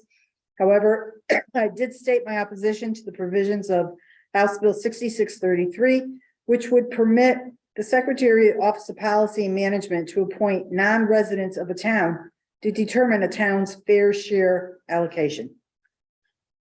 And if you have never signed up to speak at a public hearing on the state level, hearing started at either 10 or 11 o'clock. I was number 50. I got on at 5 o'clock. Bless the people that ran that public hearing. So I have a lot of respect for them. Comments from the subcommittee chairs, Commissioner Kelly, No. Commissioner Motto? No. Okay. The comments from the staff, Mr. Is he still there? Yep. Any comments from the staff? Thank you. Ms. Castro? Following up from the CEO update last week, Was able to get those 2 clothing bins removed off Bridgeport Avenue. Yes, I heard that this morning. That was very Yep. exciting. And then a quick update on OpenGov.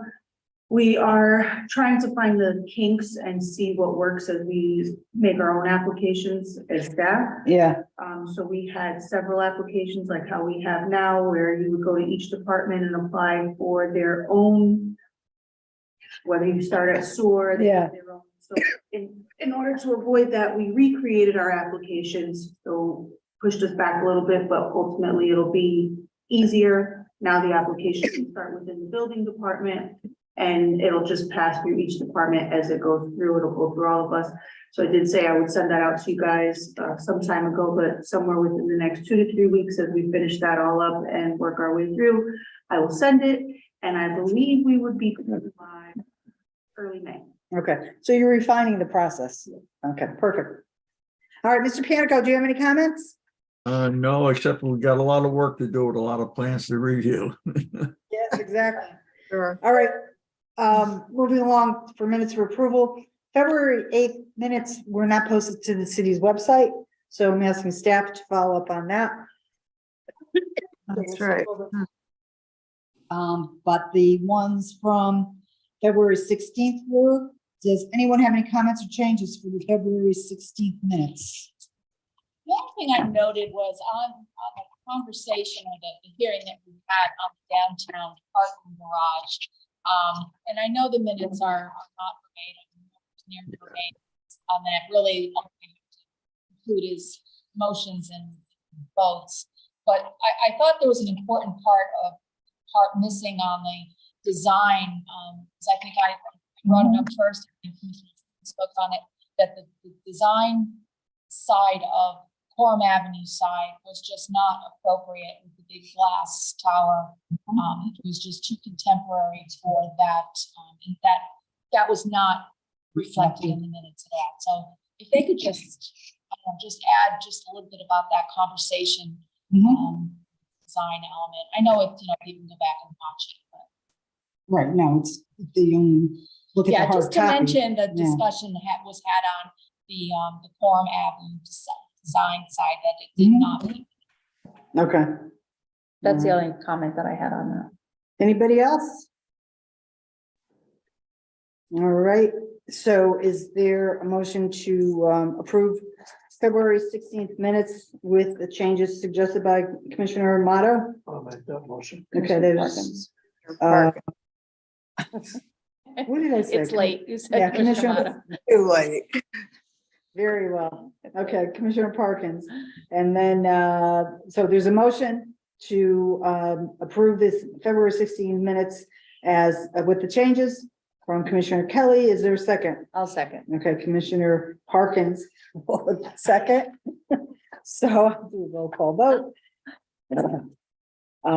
Commissioner Kelly, Aye. Commissioner Dickey, Aye. Commissioner Motto, Aye. Oops, tomato or motto? Motto, you're good. Okay, Commissioner Donato. Aye. Okay. Commissioner Parkins. Aye. And the chair votes aye. And then how about on February 22nd? Does anybody have any comments or changes? I have none. That was the presentation from Mr. Santoro up at the intermediate school, followed by the public hearing. Right. Okay, that was for 2 Mohawk.